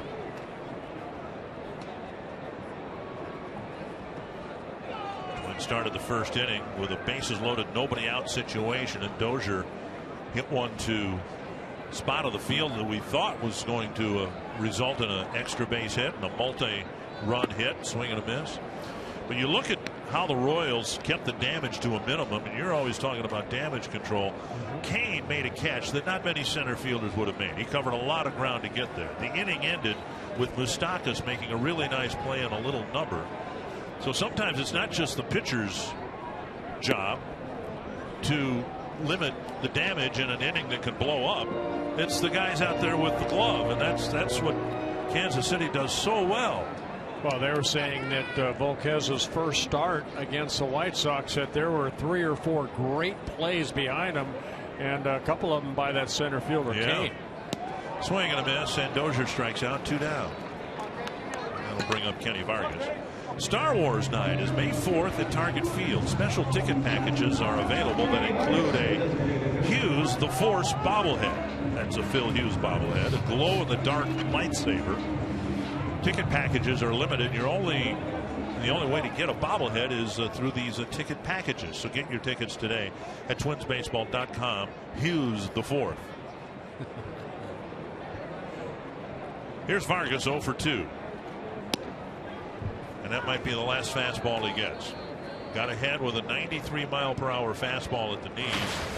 And now we'll see if Volquez does what he has already done in a couple of at-bats, and what most people do now, start spinning the baseball. Yep, and there's a breaking ball right there. Volquez again throwing strikes, 19 of 23 first pitch strikes. So getting ahead in the count, made really one bad mistake, and that was to Arcia in the 4th inning. Their curveball coming. Same result. So on 3 pitches, Vargas is gone, and Volquez has a quick 1-2-3-6.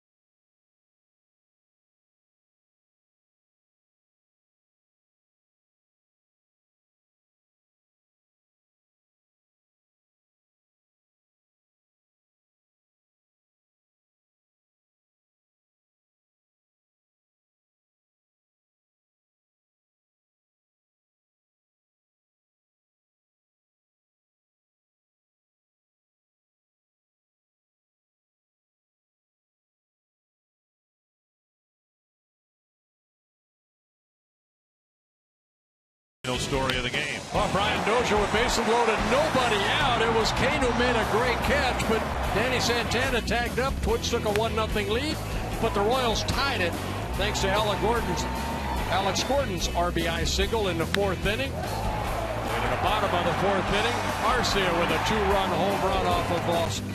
Volquez. The Twins lead 3-1. Kyle Gibson has been very, very consistent in his first 6 innings of work. For Kyle, 88 pitches, 55 for strikes.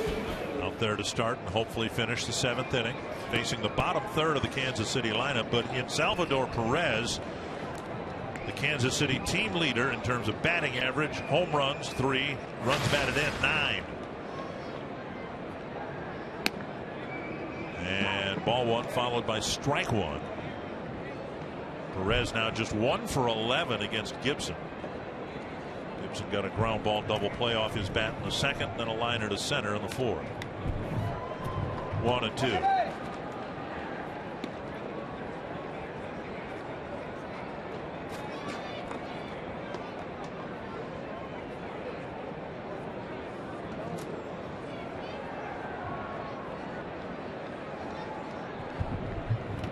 In the dirt. 2-2. Gibson's given up 3 leadoff singles, but has pitched from the stretch effectively to give up just the 1 run so far. A high fly to left, and Arcia with the catch 1 away. A rare fly ball out, but Perez is retired, and that will bring up Infante. Yeah, only the 4th fly ball out. 10 ground ball outs that have created 12 outs thanks to a couple double plays.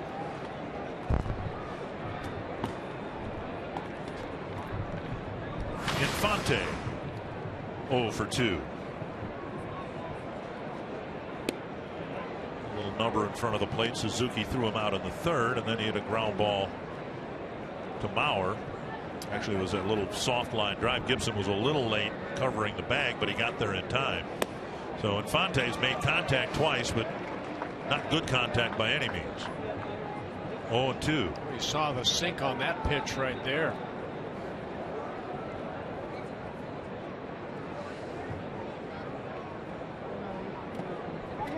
Might be that changeup again. He's working on it. He's thrown more changeups in the game here today than we saw against Detroit. Now the game can dictate that too. The Twins have been playing with the lead almost all night long. 1-2. It's a slider. Just got a piece of it. Good location right there. You saw Suzuki put down 3. He sat outer half of the plate, and Infante had to reach out as far as he could just to foul it off. So a nasty slider right there by Gibson. Now this is a 2-seam fastball. Good movement. This is down and in.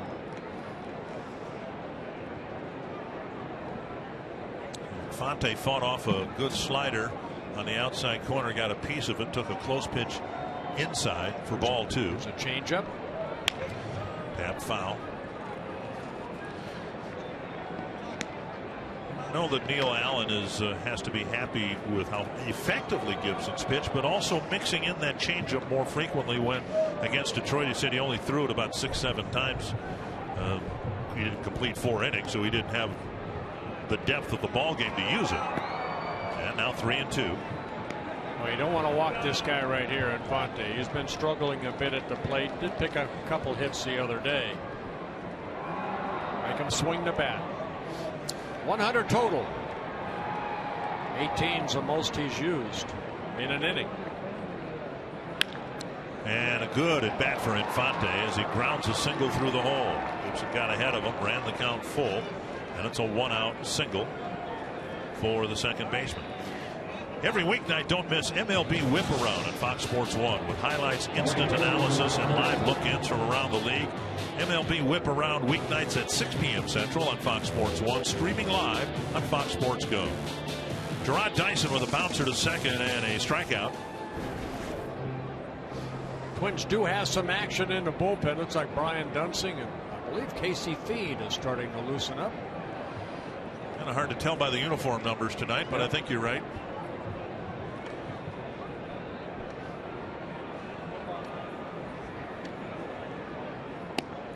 Strike 1. Gibson struck out Dyson quickly in the 5th inning at bat. Yeah, in his first at bat, he hit a hard shot to Dozier at second base to double up this guy. That's what it's going to have to take. Something hit hard on the ground. Nice dig by Suzuki, 1-1.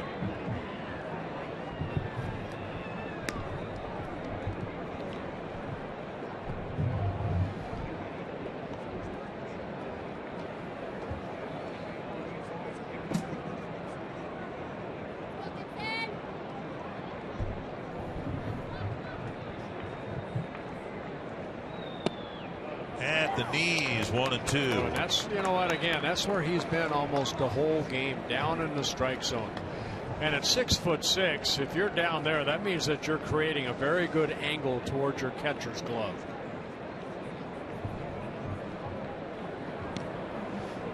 There's Feed and Dunsing. Another nice block by Suzuki. 2-2.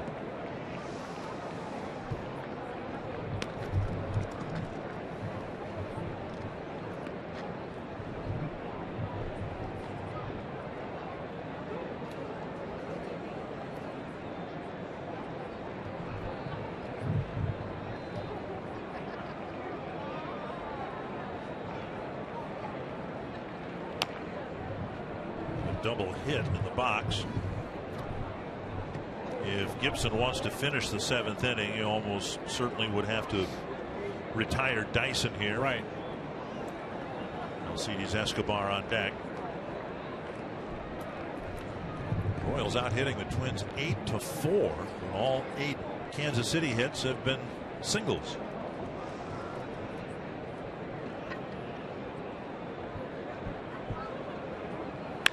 To left and hit well.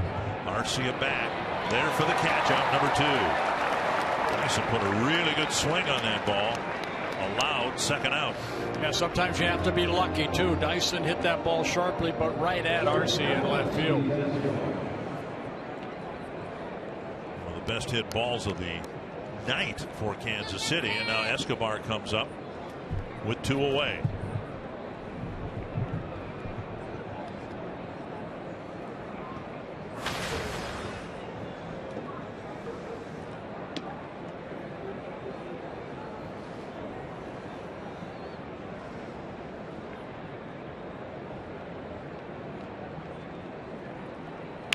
Pulled foul, 1 strike. Tigers beat the Pirates 1-0 tonight. Alfredo Simon with 8 shutout innings a night after Shane Green gave them 8 shutout innings. No Scherzer, no Verlander, no problem. 1 strike to Escobar. Fisted to right, a base hit. And Moustakas will come up with runners on the corners and 2 out. That might be the end of the night for Kyle Gibson. Yeah, Escobar continues to swing a very good bat. Got jammed a little bit, but the inside out swing. Base hit to right field. He gets his 3rd hit. Much better outing for Gibson. Paul Molitor on the top step of the dugout. He's going to come out and make a pitching change, and for Gibson, he got 20 outs tonight, gave up 9 hits, all of them singles. And with the tying run aboard, Gibson will be excused for the night, in position to pick up his first win of the season.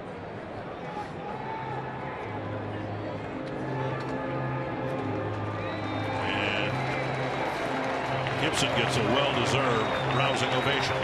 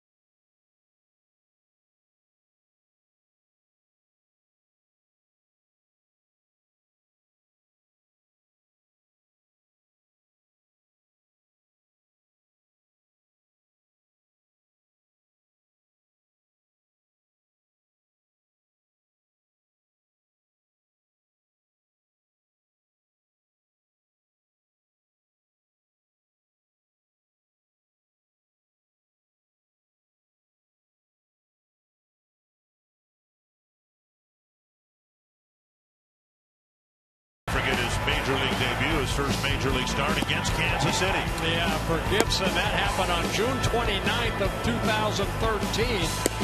And beating the Royals 6-2 in that ball game. Gave up a couple earned runs in 6 innings. First major league win. He's pitched well here tonight. Leaves with runners at first and third, 2 outs here in the 7th inning. If Brian 9 Dunsing, hits, like you mentioned, but only 1 run. If Brian Dunsing can get Mike Moustakas, Gibson might pick up his 4th win against Kansas City. His ERA coming into the game against Kansas City, 1.40. And if Moustakas can be retired here, his ERA might actually go down against Kansas City. Well, Brian worked here on Monday. He faced only 1 batter, and that was Alex Gordon. 1 pitch. Popped up in foul ground. Very nice. Gets the job done. Dunsing on 1 pitch. And the Royals get a couple of singles and leave 2 men on.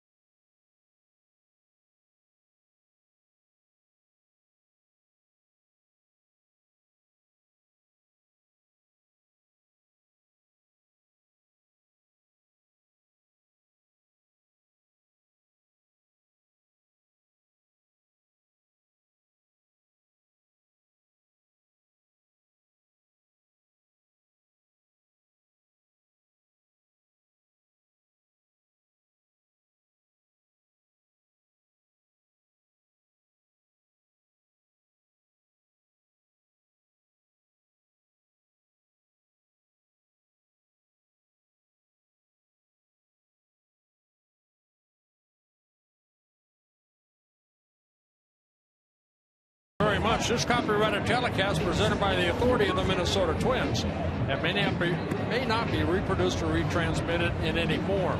The accounts and descriptions of this game may not be disseminated without the express written consent of the Minnesota Twins, LLC.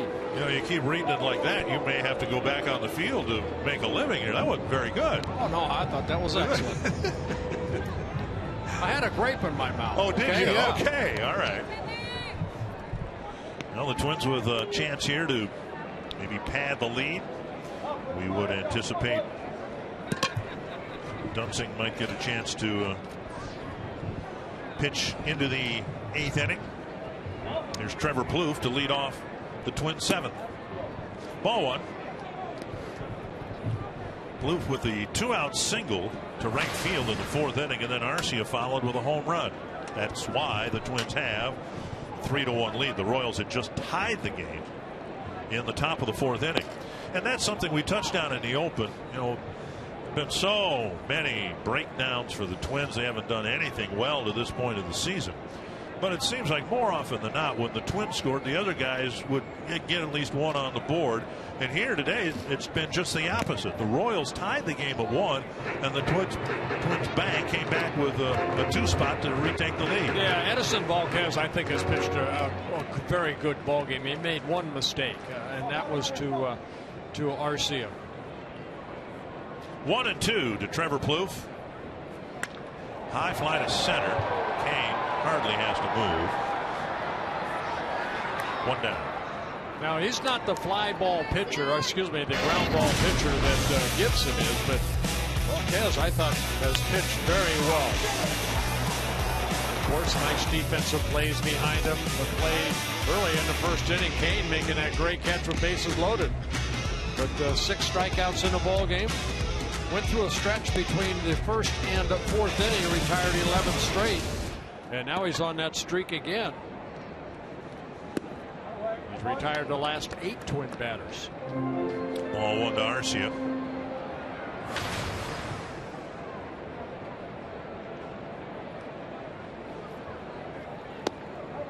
Two and 0. Arcia hitting that home run in the 4th inning. With a couple strikes on him. Volquez tried a fastball away, and Arcia said, no, no, no, no. He hit the 2-run home run. Wide of the line. 2 and 1. Well, this one 2 outs after Trevor Plouffe got a base hit. The ball ran back over the plate. You saw Perez. He wanted it middle in. The difference in the ball game right now, the 2-run home run.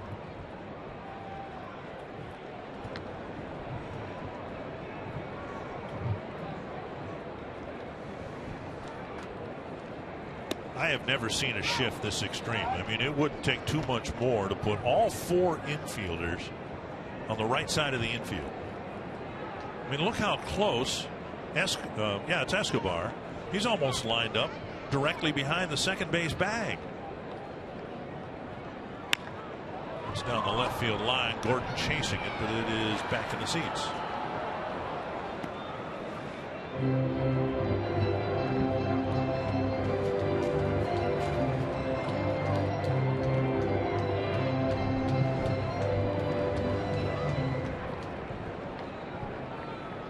Two and 2.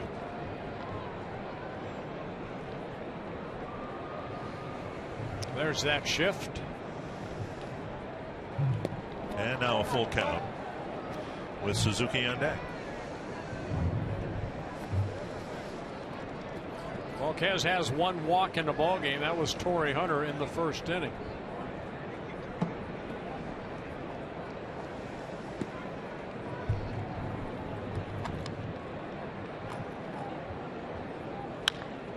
The tapper. Stakas comes in from his shifted position to make the play. 2 down.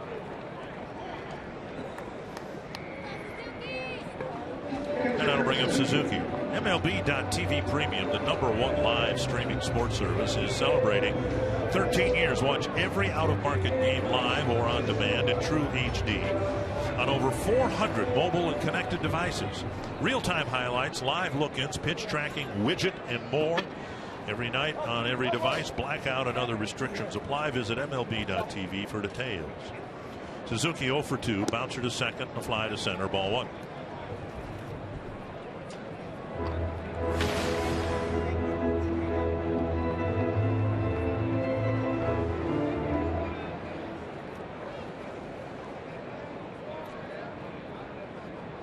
Swing and a miss. 1 and 1.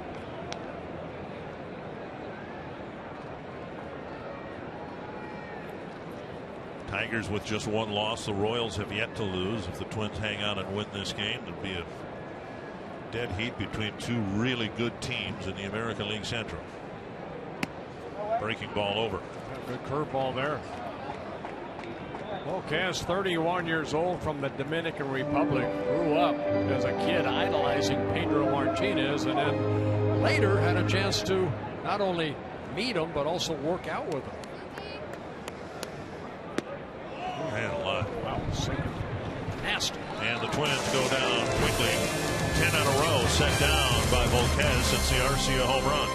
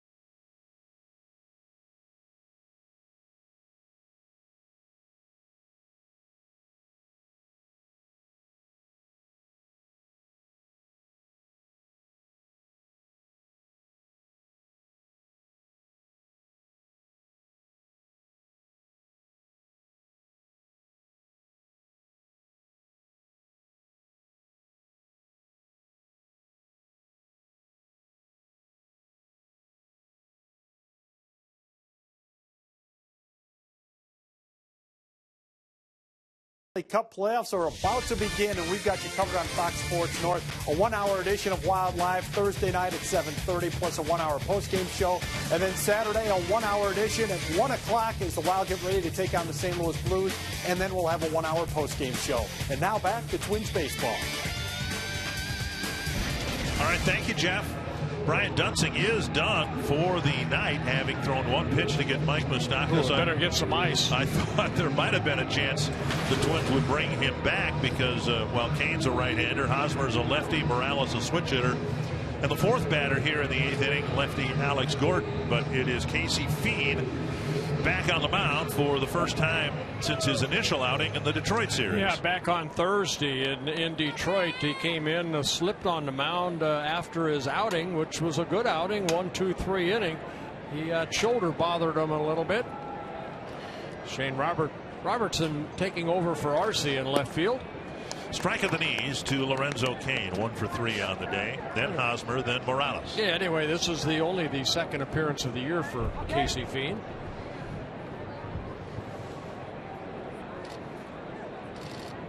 Swing and a miss. Casey shut down essentially in the Chicago series.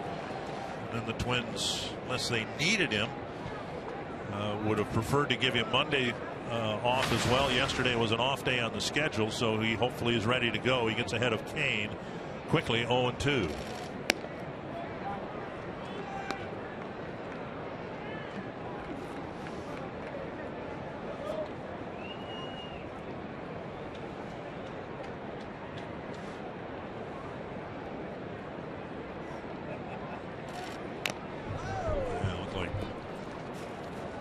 Hit that out of Suzuki's mitt. An endeavor by baseball this year to pick up the pace of the game. It might affect some people, but not Casey Fiend. No, he's going to really slow down, isn't he? In his 4th season with the Twins, great year last year, 73 relief appearances, as he did in 2013. Very dependable out there. Setup man, of course, Glenn Perkins. 2-2.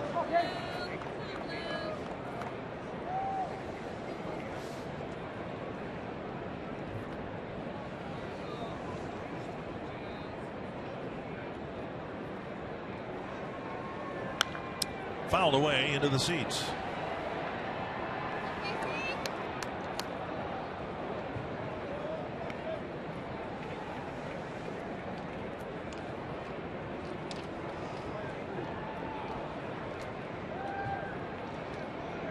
No activity in the Kansas City bullpen. Volquez just sailing along through the Twins lineup, having retired 10 in a row. He'll probably pitch to the Twins in the 8th.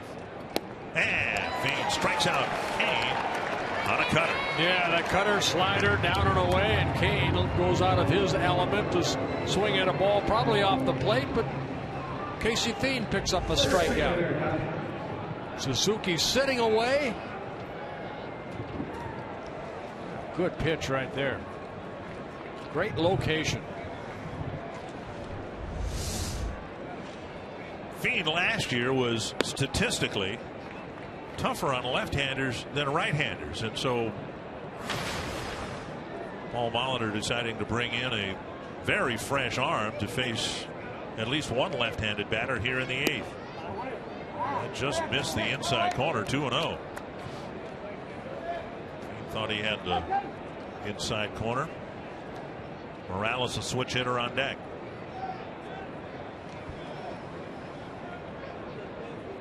A high fly to center field. Good pitch down and away. Creates a fly ball out. 2 down. Back to our carsoup.com trivia question. And I think Paul Molitor would remember this well. I'm thinking the Milwaukee Brewers. They won the 13 in a row. And the 87 Brewers tied with the 82 Braves. Paul was telling us about that season. In 87, the Brewers won 13 straight and had some dramatic walk-off wins along the way. Then they lost a game, won a game, and then lost 12 straight. They gave it almost all back within a couple days of finishing their record-tying winning streak. Great game of baseball, isn't it? The old equalizer. Twins fans know a little bit about that. A couple of years before that, in '85, the Twins had a long winning streak, then an equally long a losing streak, then a winning streak, and then a third long losing streak, all before Memorial Day. 1-2 to Kendrys Morales. That's why, you know, you look at the Twins coming into the ball game 1-6. They haven't played well, other than maybe that first game in Chicago where Tommy Malone pitched a great ball game. Here tonight, Kyle Gibson to the left. Robinson is there, and at 5'9", had to use all of it for the third out. A 1-2-3-8 for Casey Fiend.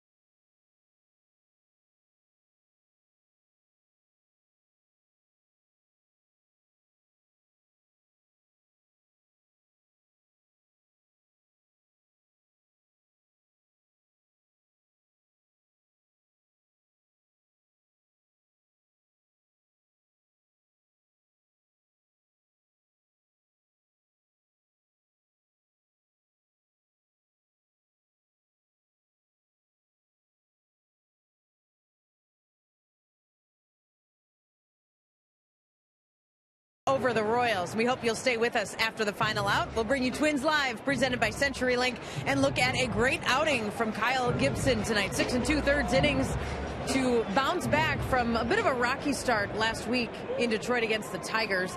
We'll also look at the timely hitting by the Twins. The big hit was the 2-out, 2-run home run by Oswaldo Arcia, and we will hear from the manager, Paul Molitor. It's coming up. Dick and Bert after the game. Thank you, Marnie. The manager's actually been able to manage for maybe just the second or third time in his rookie season.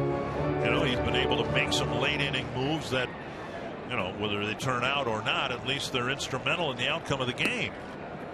You know, you have a game like Monday, and he's had a number of those where you get to the 7th, 8th, or 9th inning, and you're just trying to get the outs to finish the game and start over the next day. 1-1 to Jordan Schaefer.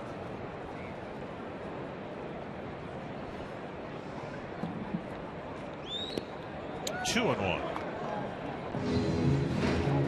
Schaefer, Santana, and Hunter. In his last at bat that ended in a strikeout, Schaefer showed some intent to drop down a bunt. So too did Santana in the next at bat. Couple strikeouts. Strike 2 and 2.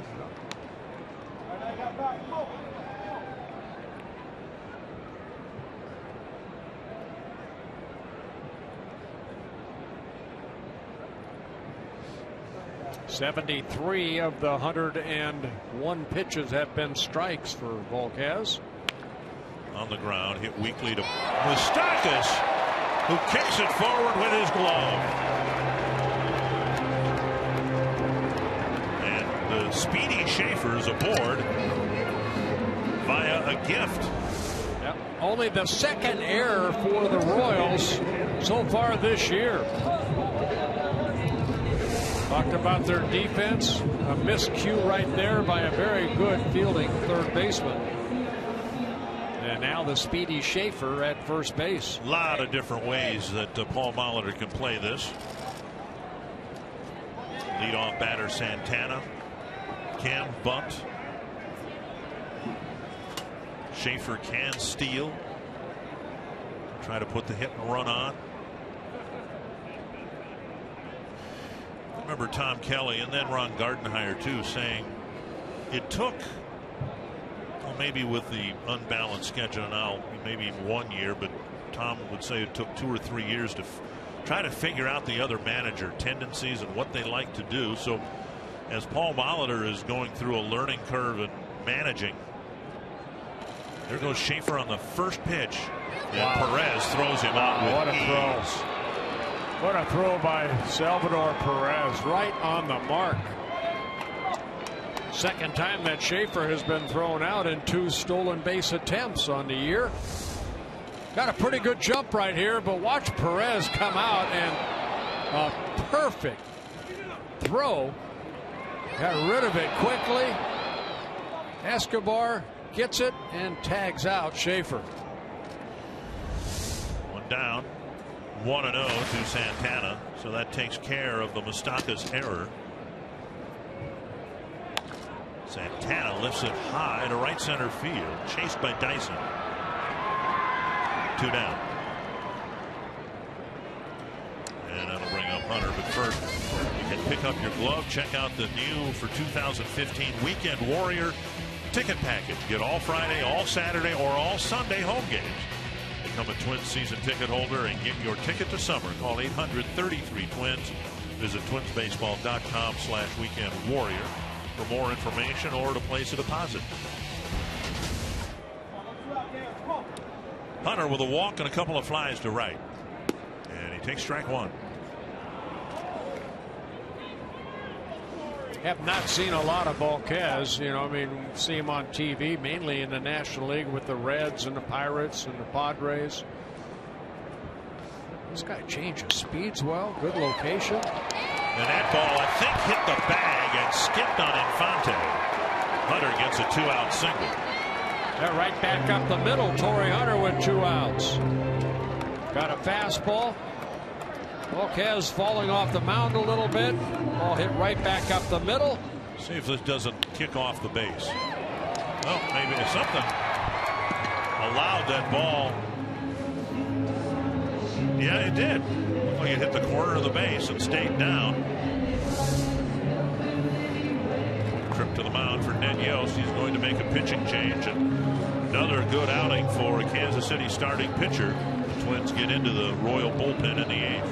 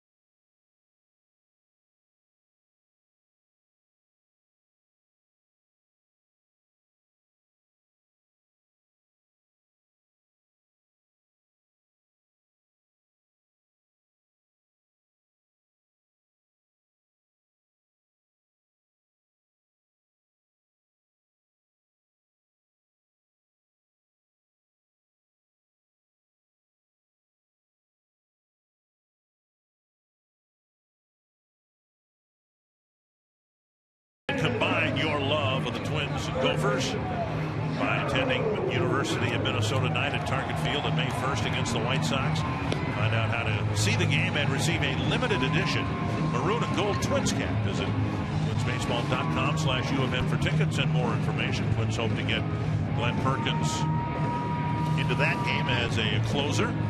Well, Franklin Morales, who worked here on Monday, one shutout inning coming out of that bullpen. A bullpen that is, we showed you earlier, is not allowed a run this year in 19 innings. Over the 7 games, only 7 hits allowed, 3 walks, and 21 strikeouts. The few encouraging things about the start of this Twins season is Maurer's ability to hit, pull the ball, but particularly hit against left-handers. 5 for 14 against lefties in the early going. Fox strikes presented by Carrier. Takes a strike at the knees.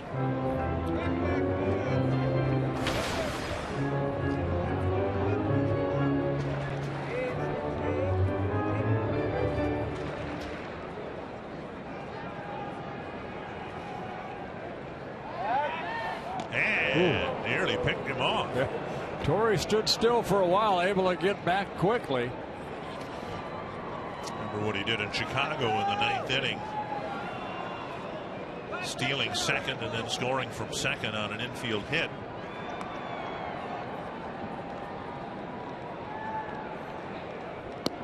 Or takes strike 2. Morales, the guy that can get that ball in the low 90s, hard breaking ball. Occasional changeup in this role. Once a starter for the Rockies, now in his first season with the Royals, the only left-hander out in that bullpen.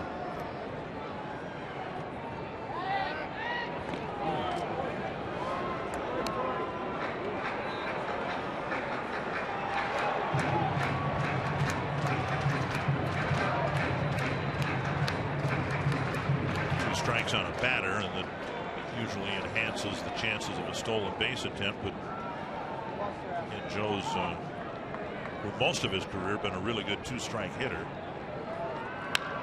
And Tapper to the right side. Infante throws to first to end the inning. Glenn Perkins will have a save opportunity in the ninth. We come back.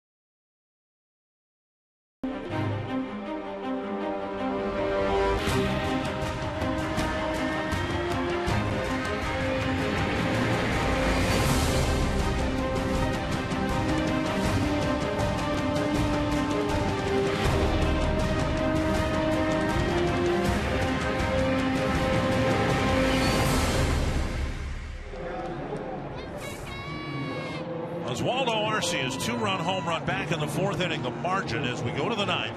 Glenn Perkins comes into the ball game to try to pick up the save. He'll face Gordon, Perez, and Infante in the Kansas City ninth. Yeah, first save opportunity for Glenn Perkins, and here we are in game 8. He'll be facing Gordon to start the ninth inning. The last time he faced Alex Gordon, Gordon hit maybe the most significant home run of the 95 the Royals hit last year. It turned a Kansas City loss into a win back on August 26th in Kansas City. Swing, a half swing, but strike 2. Good fastball, middle in at 93 miles an hour.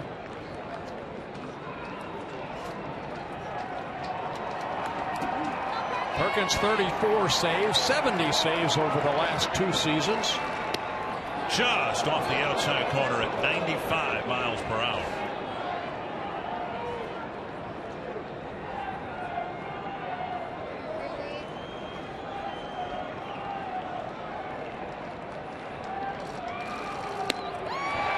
And Perkins blows him away. 1 down. That'll bring up Perez.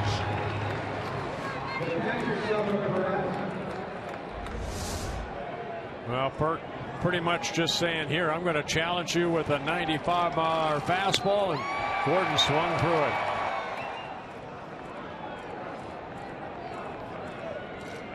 One away, and now Perez 0 for 3. Chopper to short. Santana has all day to throw. 2 down. And now for What's Next, brought to you by CenturyLink. Again, no television tomorrow. Tommy Malone will hope to back up his great start in Chicago with another one here at home. Yeah, 2 lefties going at it tomorrow. Both type of same pitchers. Off speed, changeups, good control for Jason Vargas and Tommy Malone.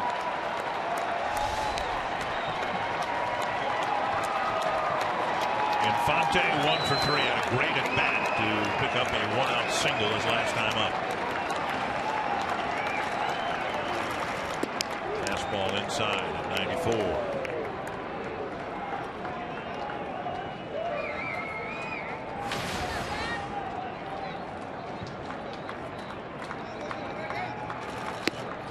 And now 2-0.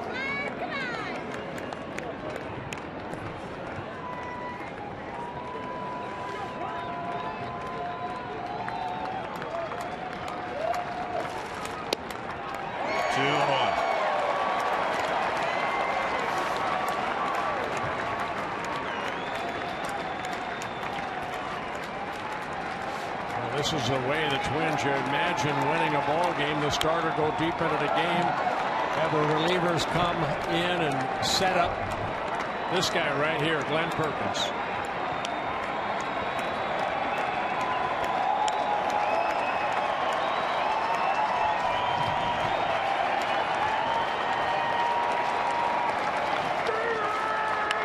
Fly left field. Robinson over.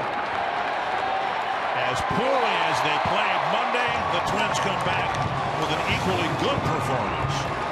And Paul Molitor winning his first game here at home thanks to Arcia's 2-run home run and great pitching by Kyle Gibson and the bullpen. Jamie Herschel would have been nice to have had this game in front of a full house on Monday. That didn't happen, but the Twins, with the off day yesterday, come back with their maybe most impressive win of the year here today. I think Paul Molitor and the Twins will take this win, their first of the season here at home, second overall. We'll break this down next on Twins Live, presented by CenturyLink. Talk about Kyle Gibson's big night